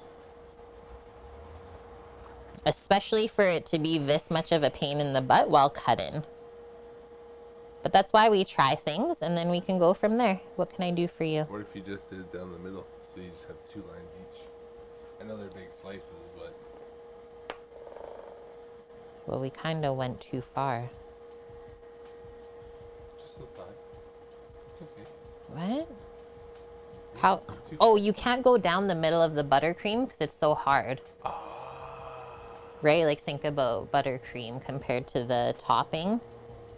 So I tried to, and then it didn't go through, so I just dragged the knife back up. That's why I'm like saying I'm never making this again. I love being honest. Yeah. Bonk is saying maybe a Hostess. Yeah, good one. Or like a Joe Louis. See, this is what I want to do right now. Yeah, we need the laser cutter. Frank.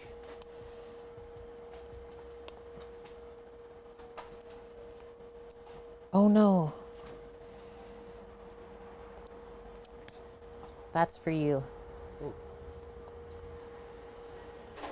Blondie. Welcome in. How are you? What? It's sweet? It's really sweet?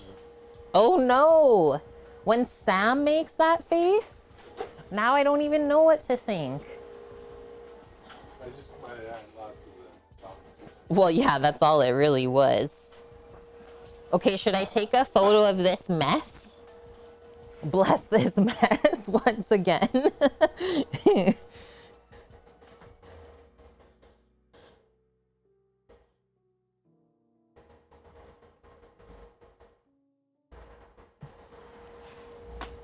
This is like a dirt road cake. Heck, the speed bumps. This is a back gravel road. You're going for that one?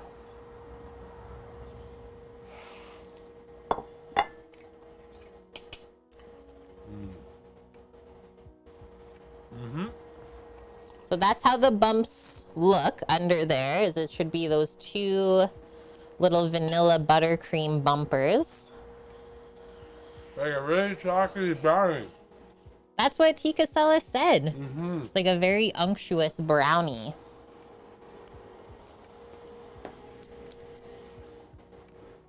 And this is a chocolate dog, so you probably see her be right here with us. Okay.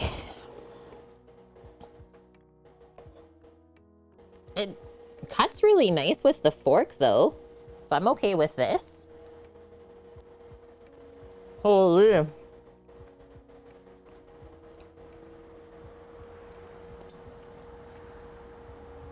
Bonk is right. It's literally like a Hostess piece of cake.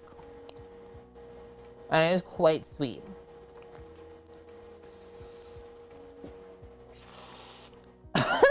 No one saw that. Sammy just put whipped cream on top. Any crunch? There's no crunch on it. Like, I think it is missing that one component. I love desserts that have a textural crunch on them, just to offset everything else. But yeah, if you love chocolate, you will love this. It was fun to make and to learn about, but I probably won't make this again. It's not really my style. I don't love overly sweet things. And the fudge frosting, as well as the cake, is quite sweet. Yeah, a Cool Whip. Oh, that would be okay. Buffalo Safari, yeah. Not gonna do that now because I probably won't sleep later if I have coffee. And good suggestion, Exeter. Top it off with some like toasted nuts. Mm.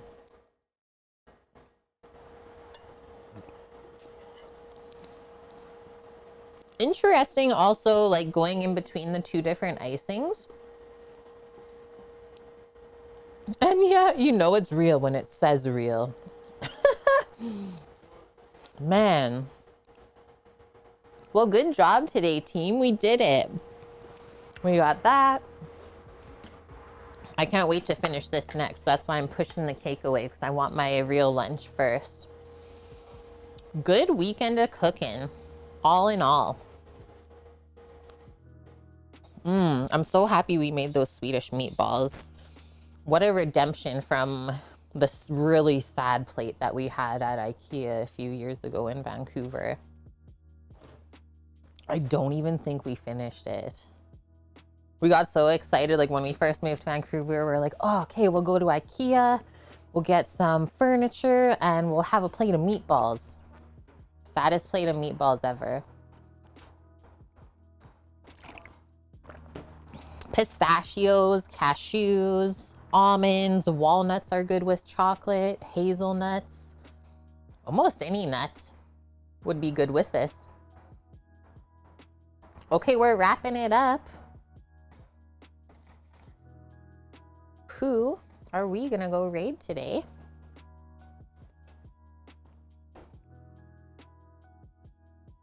Ooh, lots of people cooking right now. Janelle Wheeler, Sunday Fun Day with Nutter Butter ad? Who is this? Never seen that person on Twitch before. Does anyone have any suggestions for raids?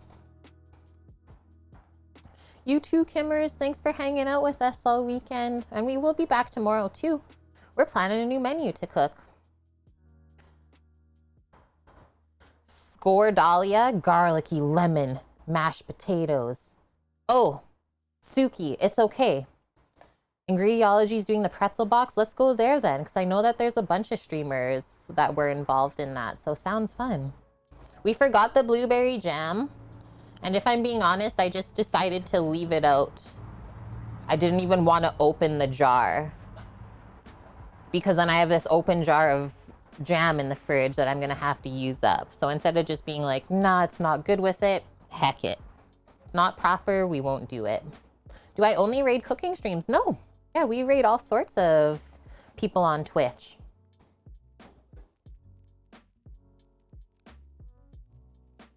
Okay, let's do this. Set up an ingrediology raid. Excuse me, Peppers. She's vacuuming. Thanks for the helps.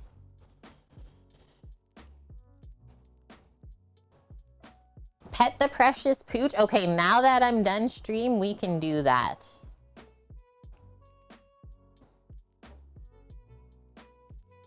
Come here. Come here. Hey, you did so good. You did so good today. Good one. Good ones. There you go. Just for you. Can you put a centerpiece in here for...